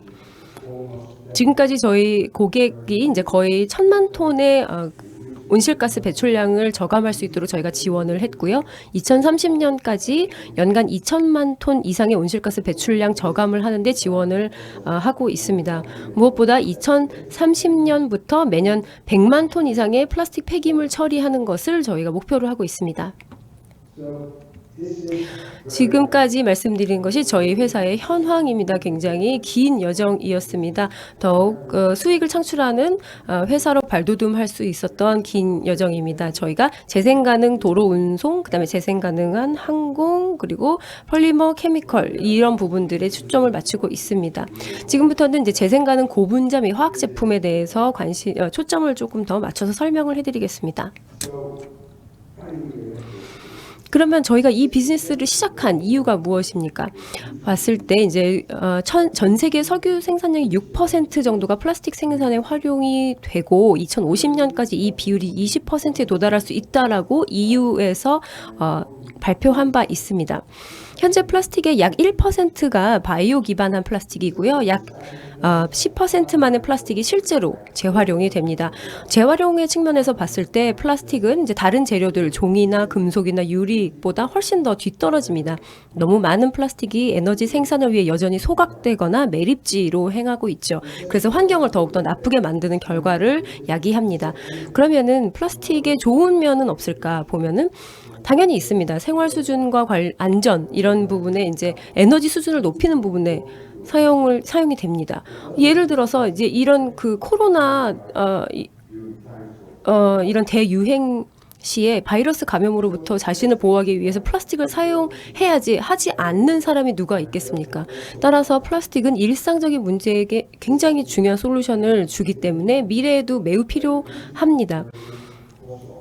그래서 이 산업은 재생 및 활용 대안제를 활용해서 천연 화석 연료 사용 자체를 줄임으로써 이제 저희가 이 재활용 플라스틱을 만들어낼 수 있다라고 보고 있습니다. 베인앤컴퍼니 연구에 따르면 기후 변화와 플라스틱 폐기물이 이제 전 세계적으로 가장 큰 소비재 산업의 우려 사항입니다. 그래서 이런 관점에서 봤을 때 이 그림은 여러분이 많이 우려하실 수 있을 것 같은데요. 저는 이미 아까 말씀드렸다시피 한국은 1인당 온실가스 배출량이 세계에서 5번째로 많은 나라입니다. 그리고 이 그래프에서 보시다시피 포브스에서 발표한 자료인데요. 한국이 세계 3위 플라스틱 폐기물 배출국이라는 점을 보여주고 있습니다. 제가 있는 지금 이 독일은 이 순위에서 4위에 기록되어 있습니다. 다행히도 다른 정부들과 마찬가지로 한국 정부에서도 일회용 플라스틱 사용을 금지하는 여러 가지 조치를 취하고 있습니다. 지금 이런 노력은 한국만 진행하는 것은 아니고요. 그런데 이제 좋은 소식도 있습니다. 아마 20년 만에 처음일 것 같은데요. 이 전염병, 코비드 전염병으로 촉발된 경제 위기가 관련 공약들이나 이런 것들 입법 활동을 늦추지는 않았다는 점입니다. 그래서 오히려 반면에 유럽이라든지 이런 지역은 그린딜 그리고 녹색 회복 기금 그리고 여러 이니셔티브 그리고 미국은 이제 새로운 대통령과 행정부가 들어섰고요. 중국 같은 경우는 2060년까지 탄소 중립 목표를 세웠고 그 이외에 이제 한국을 포함한 아시아 국가들은 2050년까지 탄소 중립 목표를 약속했습니다. 그래서 이제 산업계의 이제 여러 기업들은 행동에 나서고 있다라는 것을 저희가 볼 수 있고요. 이런 것을 봤을 때 중대한 변화의 어떤 전환점에 서 있다는 것을 나타낸다고 생각합니다. 여기 이제 픽토그램이 이제 재생 가능한 탄소 이니셔티브 픽토그램인데요. 여기서 저희가 알 수 있는 것은 에너지 부문뿐만 아니라 재료 생산업계에서도 온실가스 배출 문제를 해결할 수 있다라는 점을 보여주고 있습니다. 이산화탄소 공급원을 사용하거나 바이오매스 또는 폐기물 바이오매스를 사용하거나 플라스틱을 재활용함으로써 이러한 온실가스 배출을 해결할 수 있는 많은 방법이 있다라는 것을 보여줍니다. 이런 개념을 바탕으로 저희 네스테에서는 가치 사슬을 가능하게 하고자 합니다. 무슨 이야기이냐면 석유화학 산업의 모든 하류부 플레이어들에게 드롭인 솔루션을 제공하는 것입니다. 저희는 재생 가능 원료와 재활용 원료를 결합한 네스테 리라는 것을 개발했습니다. 재생 가능한 컴포넌트는 이제 폐기물 그리고 잔류 기름과 이제 지속 가능 방법으로 생산한 식물성 기름으로 생산할 수 있고요. 재활용 컴포넌트 같은 경우는 이제 기계적으로 재활용할 수 없는 화학적 재활용 플라스틱 폐기물로 생산합니다. 예를 들면 유색, 다층, 다중 재료, 포장재 및 필름 등이 여기에 해당이 되겠습니다. 네스테 리는 천연 화석 자원의 사용 필요성을 줄임으로써 저감함으로써 기후변화에 대처를 하면서 그 동시에 폴리머 및 화학 산업이 직면하고 있는 어떤 수명의 종료 문제에 새로운 솔루션을 제공하고 있습니다.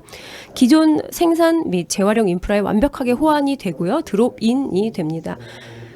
기존 플라스틱과 정확히 동일한 품질과 특성을 가진 제품으로 생산이 되고 있습니다. 이러한 방식으로 저희는 이중 자원 순환 고리를 만들어내고 있습니다. 이 고리에 이제 순환 바이오 기반 제품을 공급하면 이미 사용 중인 탄소를 계속해서 반복해서 순환시킵니다. 그러면 여기에서 이제 탄소를 순환시키는 데 있어서의 도전 과제는 가치 사슬이 선형이지 않습니까? 그런데 이 선형 가치 사슬을 원형 가치 사슬로 바꿔야 한다는 것이고요. 이렇게 하기 위해서는 긴밀한 협력이 필요합니다. 가치 사슬의 모든 참여자가 같이 손을 잡고 지속 가능성에 대한 약속과 가치를 마지막 소비자에게까지 전달해야 한다는 어떤 헌신이 필요한 것입니다. 그리고 이에 대해서는 행동 양상의 이제 매우 다른 행동 양상이 요구가 됩니다. 여기 폴리머와 폴리머 제품이 이제 가치 사슬에서 플레이어에게 레버리지나 뭐 중요한 항목이 현재는 아닙니다. 여기 보시다시피 위험이 낮고 공급 업체 자체가 많이 있습니다. 그리고 이로 인해서 브랜드 기업 또 컨버터 전환자 및 생산 업체는 원자재와 그 거래 위주의 방식으로 행동을 하게 되죠. 수십 년 동안 이제 모든 참여자가 효율성과 가격 절감에 집중을 해 왔는데요. 이러한 재생 및 재활용 솔루션을 활용을 하려면 이 행동 양식 자체가 변해야 됩니다. 이러한 지속 가능 솔루션을 제공할 수 있는 참여자가 줄어들게 되겠고요. 지속 가능에 대한 약속을 소비자에게 끝까지 전달하려면 투명성이 굉장히 요구가 됩니다. 투명성은 기후와 폐기물 감소에 대한 긍정적인 영향을 보여주기 위해서도 필요합니다. 그리고 가치 사슬 참여자 간의 인터페이스에 대한 혁신 또한 요구되고 있습니다. 굉장히 많은 기술적, 상업적 장애를 극복을 해야 되고요. 이는 모두 당사자끼리 긴밀하게 협력할 때에만 달성할 수 있습니다. 따라서 이제 모든 참여자가 이제 전략적 관계를 구축해야 되고 여기에 보시는 이 크랄직 매트릭스의 우측 상단 모서리 쪽으로 이동을 하는 것이 저희의 목표가 되겠습니다. 이것이 바로 작년에 저희가 LG화학과 한 액티비티가 바로 이 부분입니다. 그런데 LG화학뿐만 아니라 보랄리스, 이케아, 코베스트로, henkel, 리오넬 바셀 그리고 유니레버 같은 파트너들과 함께 지난 수년 동안 같이 협력 관계를 맺으면서 이런 부분을 계속해서 진척시키고 있습니다. 저희는 파트너사들과 함께 마지막 어떻게 한 푼이라도 쥐어짜는 그런 거래적 관계가 아니라 장기적인 가치를 구축하는 데 중점을 둔 관계를 만들어 나가고 있습니다. 조금 전에 그 베인앤컴퍼니 보고서에서 보여드렸다시피 이제 소비자가 우려하는 두 가지 주요 우려 사항들을 해결하는 데 중점을 저희가 파트너들과 함께 두고 있습니다. 그리고 저희는 이 신기술과 새로운 솔루션이 야기하는 질문과 우려들을 경청하고 이해함으로써 이런 새로운 솔루션을 채택하는 많은 회사들이 있기를 바라면서 이 가속화에 노력을 하고 있습니다. 뭐 기술 기업이라든지 대학, 소비자단체, NGO, 뭐 정부 이 모든 참여자들은 전부 다 다른 관점과 관심사를 가질 수밖에 없습니다. 그렇기 때문에 당사자의 의견을 경청하고 타협점을 찾지 않으면 이런 저희가 지금 빨리 요구되는 이 속도를 맞출 수가 없습니다.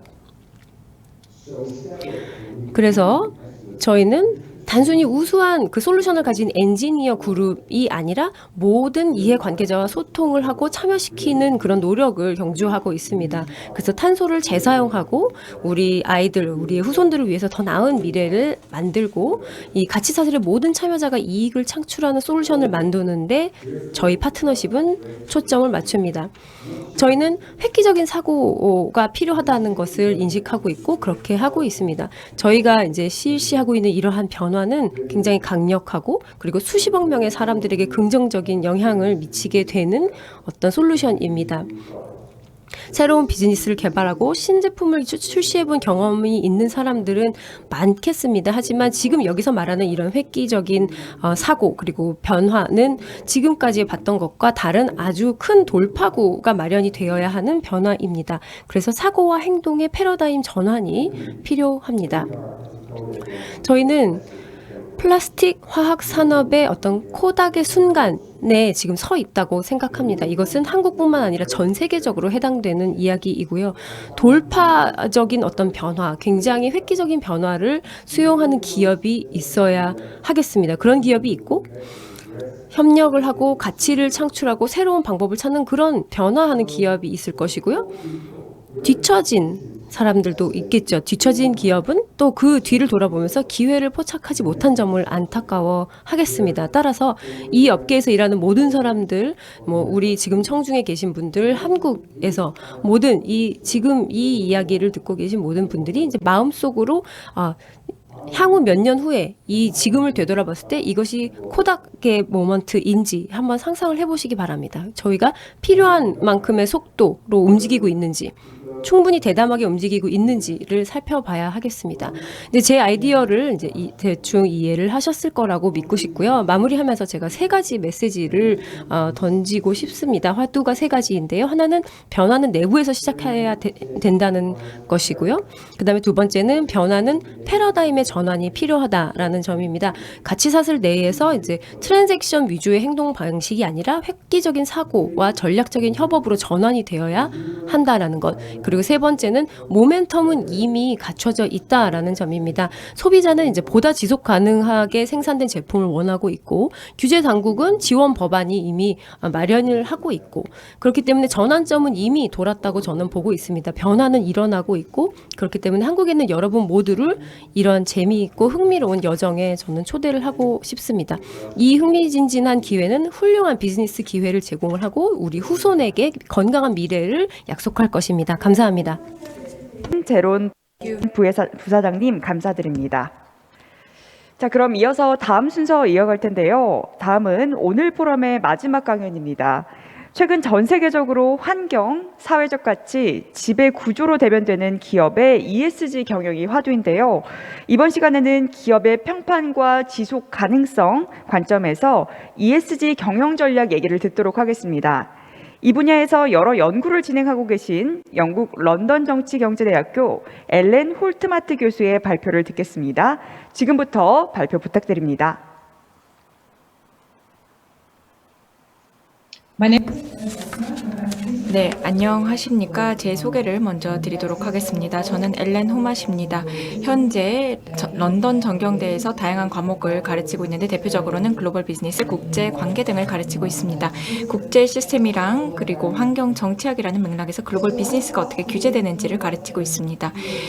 주최 측에서 오늘 ESG 그리고 ESG 투자 평판 관리에 대해서 얘기해달라고 요청을 해주셨습니다. 솔직히 말씀드리면 요청하신 주제가 제가 주로 다루는 주제는 아닙니다.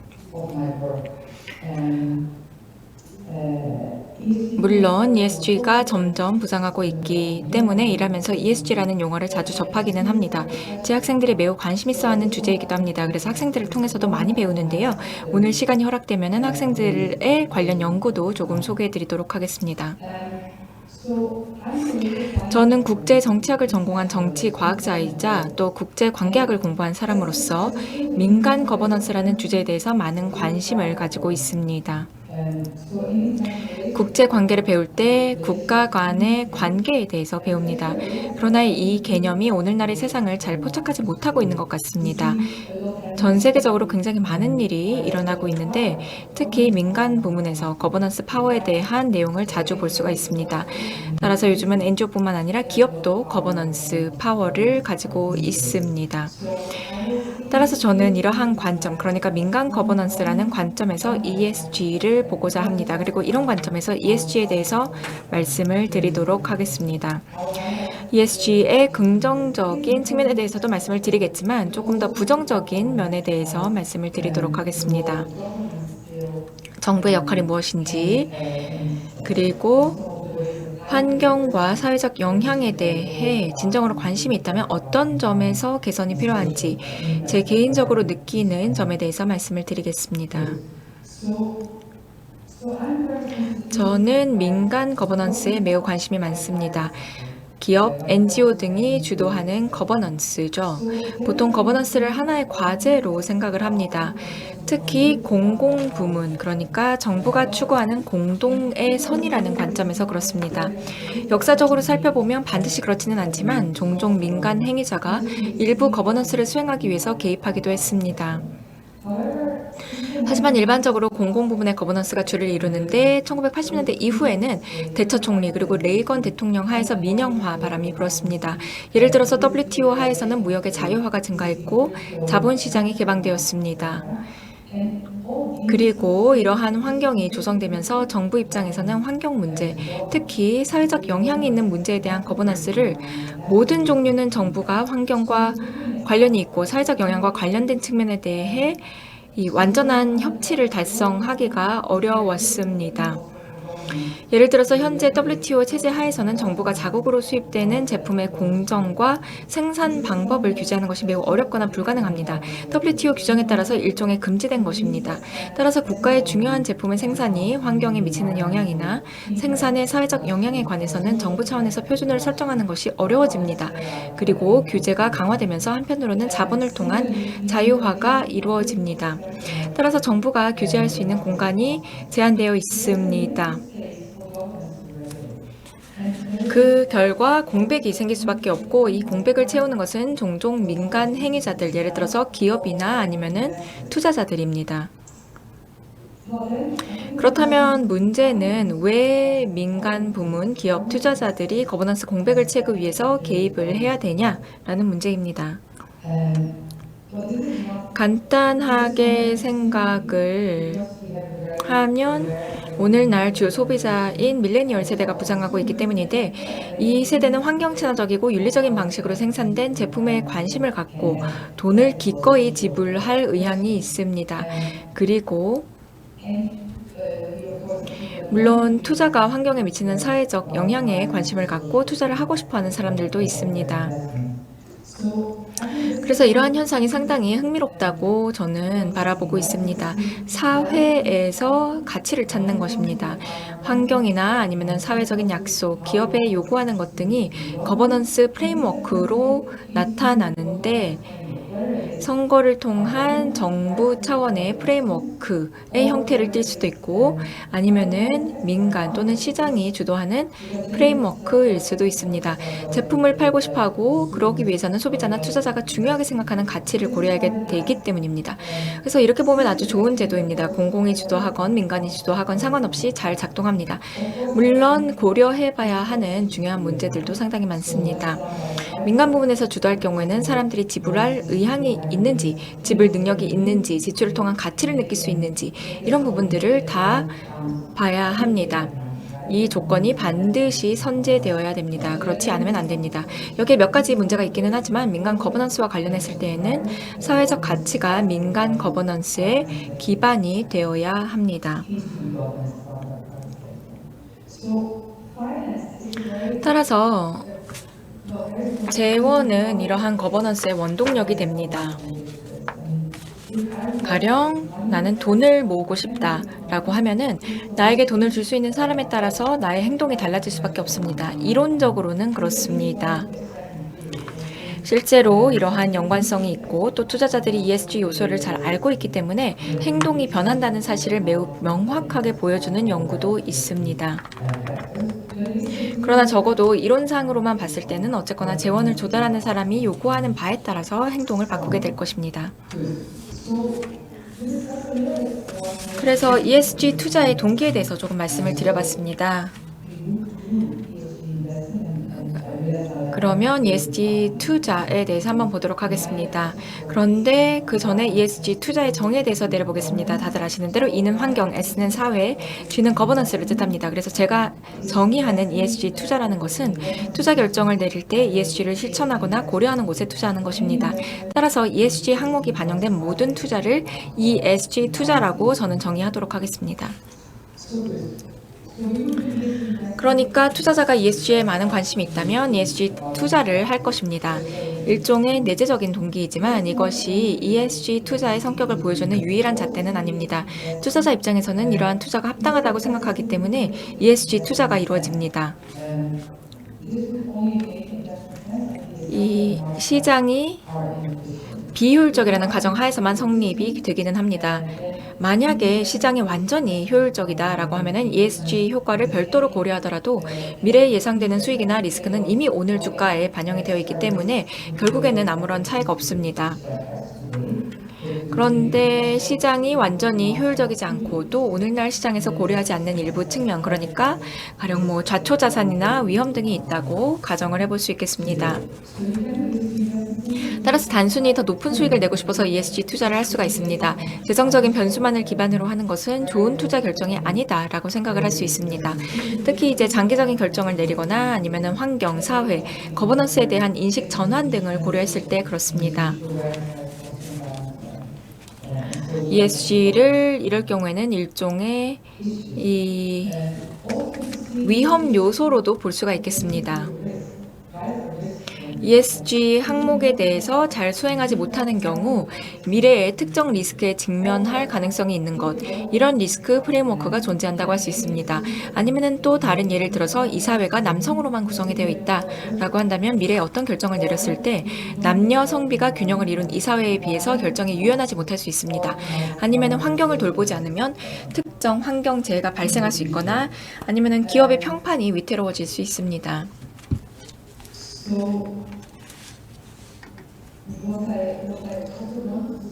그리고 제가 말씀드리고 싶었던 또 다른 내용은 ESG로 인한 평판 위험 그리고 이 주가에 미치는 영향이 여러 형태로 나타날 수 있고 또 회사 유형에 따라서 다양한 양상을 띌 수 있다는 것입니다.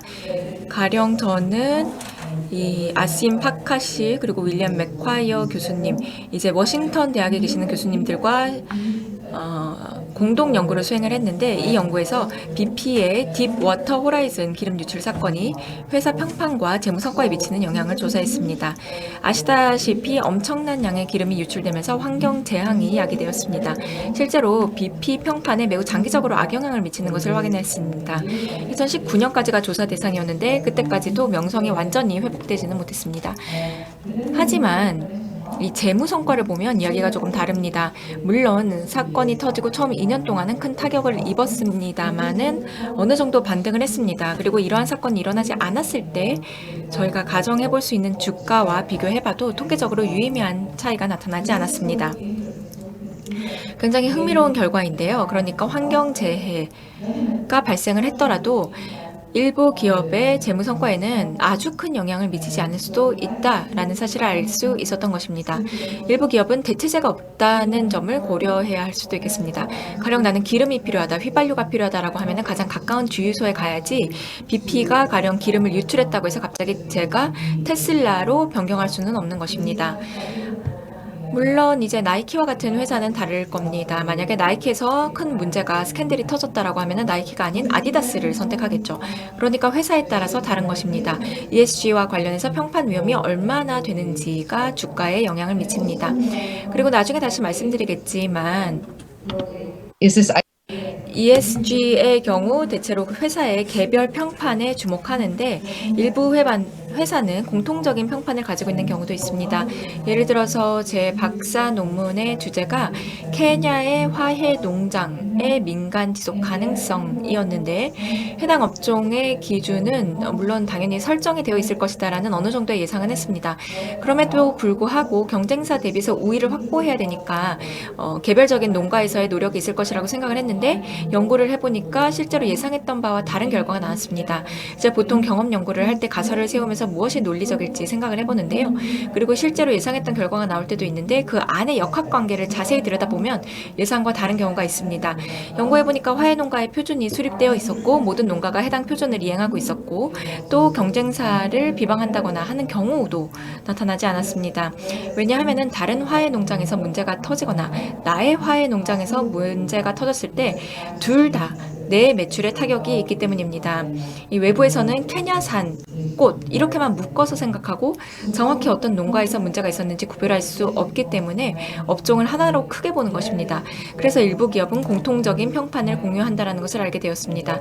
따라서 ESG 점수만 볼 필요는 없지만 경쟁 업체에서 발생한 문제가 나의 성과에도 영향을 미칠 수 있다는 흥미로운 사실도 고려해야 됩니다. 그리고 제가 방금 제시한 이 예에서 강조하고 싶은 것은 민간 거버넌스가 순전히 사적 이익을 위해서만 수행될 수도 있다는 것입니다. 가령 케냐의 화훼 농가 사례를 다시 보면 명성을 유지하고도 매출을 정상 수준으로 유지하기 위해서 특정 기준을 설정을 했습니다. 그래서 다른 농장에서 문제를 일으켜서 내 판매와 내 이익이 타격을 입지 않도록 하기 위해서 모두가 같이 따라야 되는 기준을 설정한 겁니다. 하지만 이게 결국 공익과도 관련이 되는 것인데 이 농장들에서 스캔들이 발생하지 않으면 그러니까 환경이나 사회적인 문제를 일으키지 않으면 공익에 이로운 것이기 때문입니다. 그래서 우리는 공동선이 보호되는 상황을 만들기 위해서 민간에게 인센티브를 제공하기도 합니다. Good. 그리고 ESG 투자를 할 때 강조하고 싶은 것 중에 또 다른 것은 이 투자자의 페이아웃, 그러니까 배당을 늘리기 위한 조치는 단기적으로만 효과적일 수 있다는 사실입니다. ESG 성과가 좋은 경우에 해당 기업에 점점 더 많은 돈이 유입됩니다. 이럴 경우에 주식은 오버퍼폼을 하게 되는데 우수한 ESG 성과가 그 성과에 대한 엄청난 수요가 그 바탕에 있는 것입니다. 따라서 지금 내가 주식을 사서 들어가면은 이제 수요가 증가하기 때문에 페이아웃도 더 높아질 것이라고 생각을 하는 것입니다. 하지만 투자를 하다 보면 미래의 수익에 큰 관심을 갖게 됩니다. 그리고 이러한 주식은 실제로 제공할 수 있는 수익에 비해서는 가격이 과도하게 부풀려져 있을 수 있습니다. 그래서 이 경우에 특정 투자자들은 외면받는 주식에 눈을 돌리기도 하는데요. 가격에 비해서 수요가 많지 않은 주식은 추후 더 높은 수익을 얻을 수도 있습니다. 따라서 ESG 등급이 낮은 경우에 투자 수익률은 더 높을 수도 있는 것입니다. 따라서 페이오프를 위해서만 ESG 투자를 한다면 반드시 공동선에 유리하게 작용할 것이다 라고 생각하는 것은 잘못된 생각입니다. 그럼 이제 다양한 형태의 ESG 투자에 대해서 조금 말씀드리도록 하겠습니다. 예를 들어서 특정 주식을 제외하는 형태로 ESG 투자를 할 수가 있습니다. 가령 포트폴리오에서 제외하는 특정 죄악주라는 게 있습니다. 무기회사나 도박회사 아니면은 담배회사에는 투자하고 싶지 않을 수 있습니다. 이렇게 일부 주식은 죄악주로 분류가 됩니다. 그리고 이런 분류는 어떤 면에서는 매우 정치적입니다. 예를 들어서 보통 원자력은 죄악주로 간주가 되는데 탄소 중립을 중요하게 생각할 경우 원자력이 크게 기여할 수 있다는 논리에도 불구하고 원자력이 종종 포트폴리오에서 제외된다는 사실에 저는 조금 놀랐습니다. 그리고 화석 연료 회사를 포트폴리오에서 뺄 수도 있겠죠. 어쨌거나 이런 결정들은 일종의 정치적인 결정이기도 합니다. 이러한 경우에 정확히 제외되는 항목들을 알고 있는 것이 좋겠습니다. 그리고 단순히 이 좋은 ESG 성과만에 치중하는 또 다른 형태의 ESG 투자가 있습니다. 이럴 경우에는 ESG에서 매우 우수한 성과를 나타내는 주식을 포트폴리오에 더 많이 담게 됩니다. 그리고 특정 주식을 매수하지는 않지만 이사회의 결정에 영향을 미침으로써 ESG 항목을 개선시키는 형태로도 ESG 투자를 할 수 있습니다. 계속 깊게 개입을 하는 것입니다. 회사를 처분하지 않고 화석연료 회사의 주식은 계속 보유하는 방식입니다. 하지만 주주회의에서 이사회가 내리는 결정에 영향을 미치려고 노력을 하는 형태라고 보시면 될 것 같습니다. influence the decisions that the board of directors will make. 그리고 마지막 형태인데요. 적어도 이제 다양한 형태의 투자를 구별하기 위해서 마지막으로 제가 언급하고 싶은 형태는 바로 임팩트 투자라는 것인데요. 수익이 아니라 영향, 그러니까 임팩트가 가장 중요한 고려 대상이 됩니다. ESG를 리스크 프레임워크로만 사용을 하는 것이 아니라 특정 회사에 미칠 수 있는 실제 영향을 고려합니다. 그리고 거기에서 나오는 수익은 부수적인 것으로 판단을 하는 것입니다.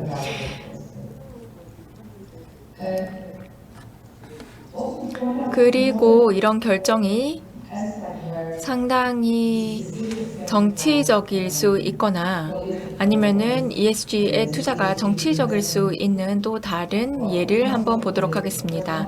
예를 들어서 다양한 방법으로 투자를 할 수가 있는데 객관적으로 ESG와 관련해서 어떤 회사가 좋은 성과를 낼 수 있는지 주의 깊게 볼 수가 있습니다. 하지만 절대적으로 보는 것뿐만 아니라 상대적으로도 비교할 수 있습니다. 그러니까 해당 업종과 비교했을 때 어떤 회사가 좋은 성과를 거두고 있고 어떤 회사가 저조한지 상대적으로 보는 것입니다. 이럴 경우에는 그 업종에서 최악을 제외하고 최고를 포함하는 식으로 투자를 결정할 수 있겠습니다. 굉장히 다른 관점이자 다른 이제 임팩트 차원에서 보는 것인데요. 한 가지 예에서는 화석 연료 회사에 절대 투자하지 않겠지만 또 다른 예에서는 가장 적은 양의 CO2를 배출하는 회사에 투자하는 방식입니다.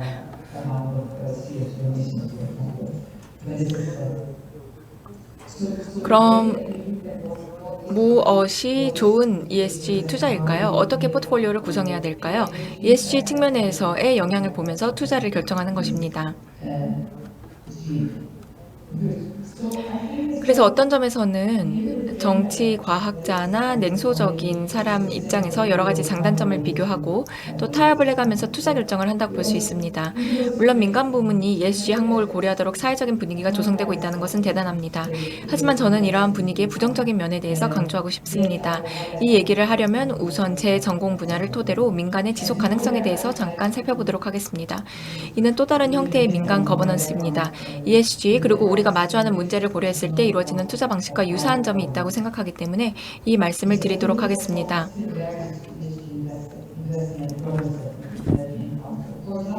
가령 이 민간의 지속 가능성과 관련해서 첫 번째 말씀드릴 내용은 누가 인증을 받는가의 문제입니다. 인증을 받기 위해서는 행정 절차를 거쳐야 됩니다. 그리고 인증서, 비용 등을 지불을 해야 됩니다.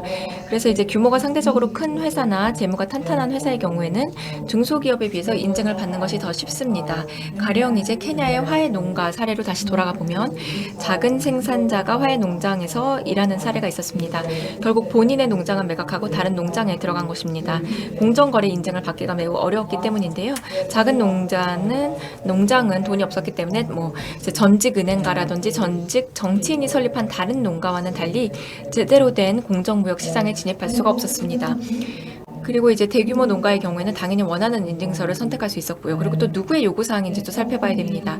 그러니까 공동의 선은 뭐였는지, 공동선을 위한 것이 무엇이었는지, 누가 결정하는지를 살펴봐야 되겠습니다. 그리고 이때 소비자 입장에서 생각해보면 결국에는 이러한 제품은 판매를 해야 되죠. 그렇다면은 소비자가 생각하는 공동선은 무엇이고 또 직원이 생각하는 공동선은 무엇일까요?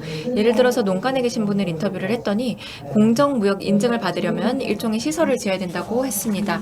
그런데 시설을 지으려고 했더니 직원들이 서양식 화장실은 상당히 비위생적이기 때문에 기존의 화장실을 그대로 유지해달라고 요청을 했다라고 합니다. 이 서양식 화장실 같은 경우는 모두가 다 같은 자리에 앉기 때문에 비위생적이다라고 생각을 한 것이죠. 그래서 이 사례를 보더라도 실제로 소비자의 관점에서 좋은 것으로 보이는 것이 직원의 관점에서 좋은 것은 아니다라는 것을 알 수 있습니다. 그리고 마지막으로 저희는 이제 신호를 생성합니다. 그러니까 ESG 등급이 좋다라는 신호를 생성하거나 지속 가능성 표준을 가지고 신호를 생성합니다. 그러나 그 신호에 응답하는 사람, 그러니까 투자자나 소비자는 실제로 신호에 반영된 내용이 무엇인지 알지 못할 수 있고 아니면 예상과 매우 다른 결과가 나올 수도 있습니다. 그래서 가령 저는 항상 공정무역 제품을 구매하곤 했습니다. 구매하면서도 상당히 뿌듯했습니다. 그런데 박사 논문을 쓰다 보니까 공정무역 생활임금 논의에 대해서 알게 되었습니다. 생활임금의 기준은 세계은행의 빈곤 수준으로 결정이 되었습니다. 이 사람들은 매일같이 열심히 일하는 사람들인데 빈곤 수준의 임금이라는 사실은 매우 충격적이었습니다. 공정무역의 과정에서 빈곤 수준의 급여만 받는 것입니다. 제가 공정무역 제품을 살 때 전혀 생각하지 못했던 점입니다. 마찬가지로 ESG에 대해서 이야기할 때도 이러한 문제가 발생합니다. 예를 들어서 이 회사 규모와 ESG 등급 사이의 상관관계를 발견한 연구가 수행되었습니다. 회사가 클수록 ESG 등급이 높아진 거죠. 예를 들어서 대기업과 중소기업을 비교했을 때 실제 ESG 성과 간에 객관적인 차이가 없거나 추후 상관관계가 발견되지 않더라도 대기업은 ESG 평가 등에 필요한 정보를 더 잘 제공할 수 있습니다.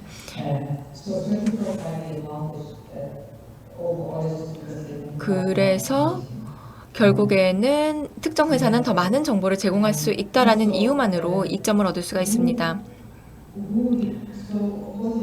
그리고 물론 이제 투자자가 ESG와 관련해서 어떤 점을 중요하게 생각하는지 스스로 결정할 수도 있겠지만 쉽지는 않습니다. 정보의 비대칭이 크기 때문입니다. ESG 측면에서 기업의 성과가 어떤지 알아내기는 어렵습니다. 그러나 전체 산업 차원에서 중개자에게 중개자가 개입을 해서 여러 회사의 ESG 등급을 대신 제공을 합니다. 그러나 누가 이 ESG 등급을 설정을 하고 무엇이 좋은지, 공동선 측면에서 무엇이 좋은지 결정하는 사람은 누구일까요? 그리고 어떠한 이점이 있는지 누가 결정하고 무엇을 원하는지 누가 결정을 할까요? 거버넌스, 그러니까 ESG 측면에서 무엇이 좋은지 누가 결정할 수 있을까요? 이 모든 질문들은 상당히 어려운 문제들입니다. 그래서 이제 결국 다양한 등급이 있는데요. 회사마다 ESG 등급이 상이하게 부여가 되고 있습니다. 이 또한 일종의 투명성을 저해하기 때문에 문제가 될 수는 있습니다.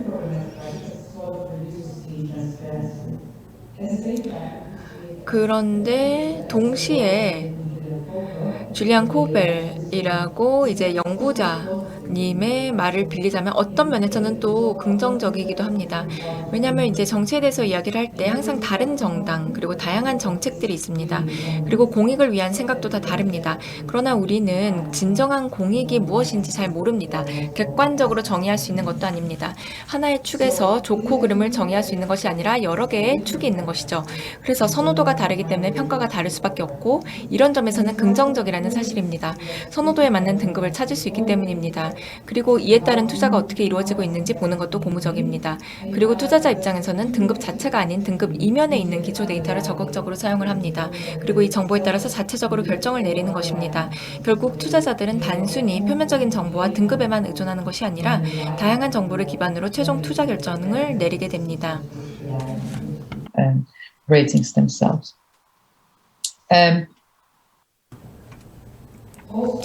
그리고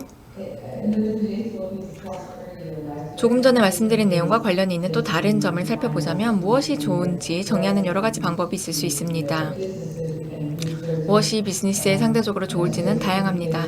여기에 따라서 특정 지표를 포함할 수가 있습니다. 예를 들어 스콥 1과 2 배출량 저감의 경우에는 스콥 3에 비해서 포집이 쉽고 전체 가치 사슬에 영향을 미칠 수 있지만 스콥 3가 나한테는 훨씬 더 중요한 지표일 수가 있는 것입니다.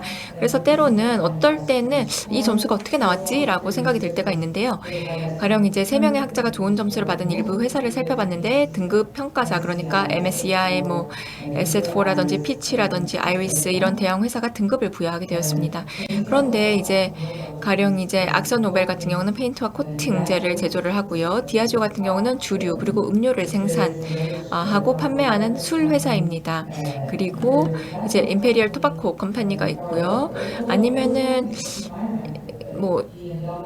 BMW 이런 이제 기업들, 사실 ESG 등급이 왠지 저는 낮을 것 같지만 사실상 실제로 보면은 꽤 잘하고 있는 편입니다.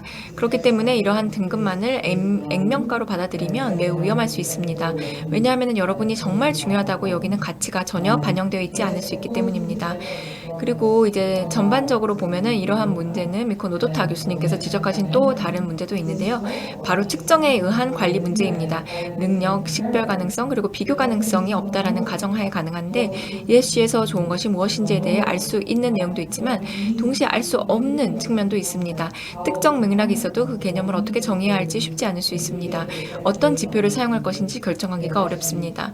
그리고 우리가 관심을 갖고 있는 항목을 실제로 포착한 지표에 대한 정확한 데이터를 얻을 수 있는지도 확실하지는 않습니다. 그래서 어떻게 비교를 해야 될까요? 제 생각에는 가령 테슬라가 전통적인 자동차 회사보다 더 나을 수는 있지만 테슬라의 경우 니켈을 많이 캐야 되기 때문에 마찬가지로 환경이 오염될 수가 있습니다. 그렇다면 이 모든 회사들을 어떻게 비교해야 될까요? 그러니까 비교가 불가능한 경우도 있는 것입니다. 그리고 특정 항목에서 점수가 아주 높다면 낮은 등급에서 높은 등급으로 한 번에 올라갈 수 있도록 등급 제도를 설계하는 것 자체가 공공의 선이 추구하는 성격과는 일치하지 않을 수 있습니다. 어쨌거나 뭔가 ESG 관련된 노력이 나타나고 있는 것은 좋지만 어떤 문제가 수반되고 있는지는 계속 알아야 됩니다. 두 가지에 대해서 더 말씀드리고 싶은데요. 우선은 우리가 국제관계에서 얘기하는 오케스트레이션이라는 개념입니다. 민간 거버넌스에 대해서 계속 말씀을 드렸는데 때로는 순수하게 민간 부문에서만 수행되는 것처럼 보이지만 공공 부문에서 어떤 영향이 있었는지는 간과하고는 합니다. 그래서 이렇게 무대 뒤편에서 조정하는 공공 부문이 존재하는데요. 이러한 현상을 사인더 박사님께서는 오케스트레이션이다 라고 말씀을 하셨습니다. 예를 들어서 책임 투자의 원칙에 따라서 많은 투자자가 동기부여를 받아서 약 4,000명의 투자자가 서명을 했습니다. 대형 금융기관은 이런 식으로 ESG 투자를 장려하고 있습니다.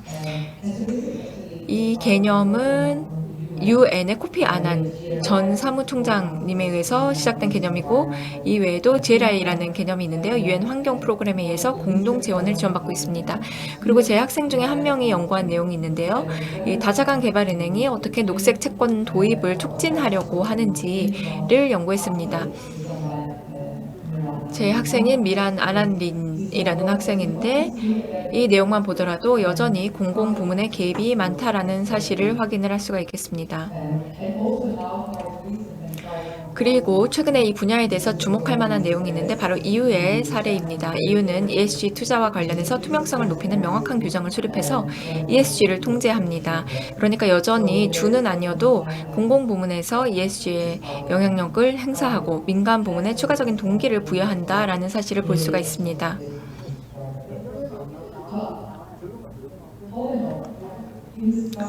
요약을 좀 하자면 저는 ESG 투자는 좋다고 생각하지만 ESG가 항상 명확하게 정의되는 것은 아닙니다.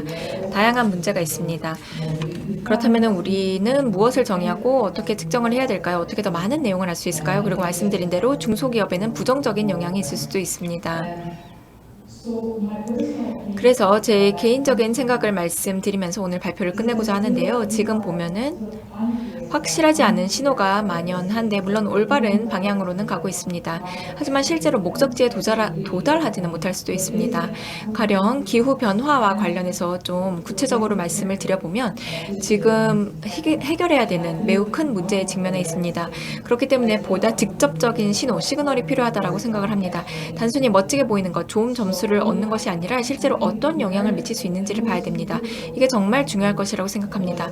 보통 정치에 대해서 이야기하는 것은 것은 매우 어렵다라는 것을 알고 있지만 화석 연료를 더 이상 사용하지 않는 데 집중을 해야 된다고 생각을 합니다. 그리고 시간이 지남에 따라서 화석 연료를 단계적으로 철폐해야 됩니다. 그렇게 하면은 실제로 기업이 화석 연료 사용을 단계적으로 중단하고 투자자가 화석 연료에 대한 투자를 중단할 수 있는 인센티브가 제공되기 때문입니다. 그렇지 않으면은 기업 입장에서는 재생 에너지에 투자할 이유가 없습니다. 그리고 미래에 재생 가능 에너지에 의존을 해야 됩니다. 그래서 저는 정부가 강력한 정책을 도입해야 한다라고 생각을 하고 있습니다. 정부가 화석 연료의 사용을 단계적으로 철폐하면 기업이 행동하고 그리고 투자가 자동으로 따라올 것입니다. 그리고 말씀드린 대로 단순히 멋져 보이고 점수를 잘 받고 자랑하기 위해서가 아니라 경제 주체들이 행동을 취할 수 있는 실제 인센티브가 있기 때문입니다. 물론 정치적으로는 쉽지 않을 것입니다. 대형 석유 회사의 로비라든지 아니면 국영 석유 기업 등이 여전히 많이 남아있고 또 여전히 석유에 의존하는 국가들이 있기 때문입니다. 하지만 석유를 대체할 수 있는 곳으로 자금이 집행되어야 할 것입니다. 석유 회사들이 석유 생산을 단계적으로 철폐하기로 합의하면 자금 지원을 해준다든지 하는 방법이 있겠습니다. 물론 굉장한 비용이 들겠지만 생각해보면 미국과 같은 국가가 전쟁 아니면 코로나에 대응해서 지출하는 비용과 견줄 만한 정도는 아닐 것이라고 저는 생각을 합니다. 그리고 이 현대의 통화 이론을 살펴보면 모든 정부 입장에서 특히 이제 미국 정부의 경우 사례를 말씀을 드리자면 화폐를 발행할 수 있는 역량이 있습니다. 그렇기 때문에 산유국이 석유 생산을 단계적으로 철폐할 수 있는 그런 거래를 미국이 함께 도출할 수 있다고 생각합니다. 그러니까 제가 언급한 모든 종류의 문제들, 가령 항목의 특정 문제 등등이 있기 때문에 ESG에만 의존하는 것보다는 보다 명확한 시그널이 필요할 수 있다라는 것이 제가 드리고 말씀입니다. 경청해 주셔서 감사드립니다. 제 발표에 대해서 궁금한 점이 있다면 연락 부탁드립니다. 감사합니다. 네, 좋은 강연 들려주신 홀트마트 교수님 감사합니다. 자, 이상으로 헤럴드 기업포럼 2022를 마치도록 하겠습니다. 오랜 시간 함께해 주신 여러분들 감사드립니다. 지금까지 사회의 양현경 기자였습니다.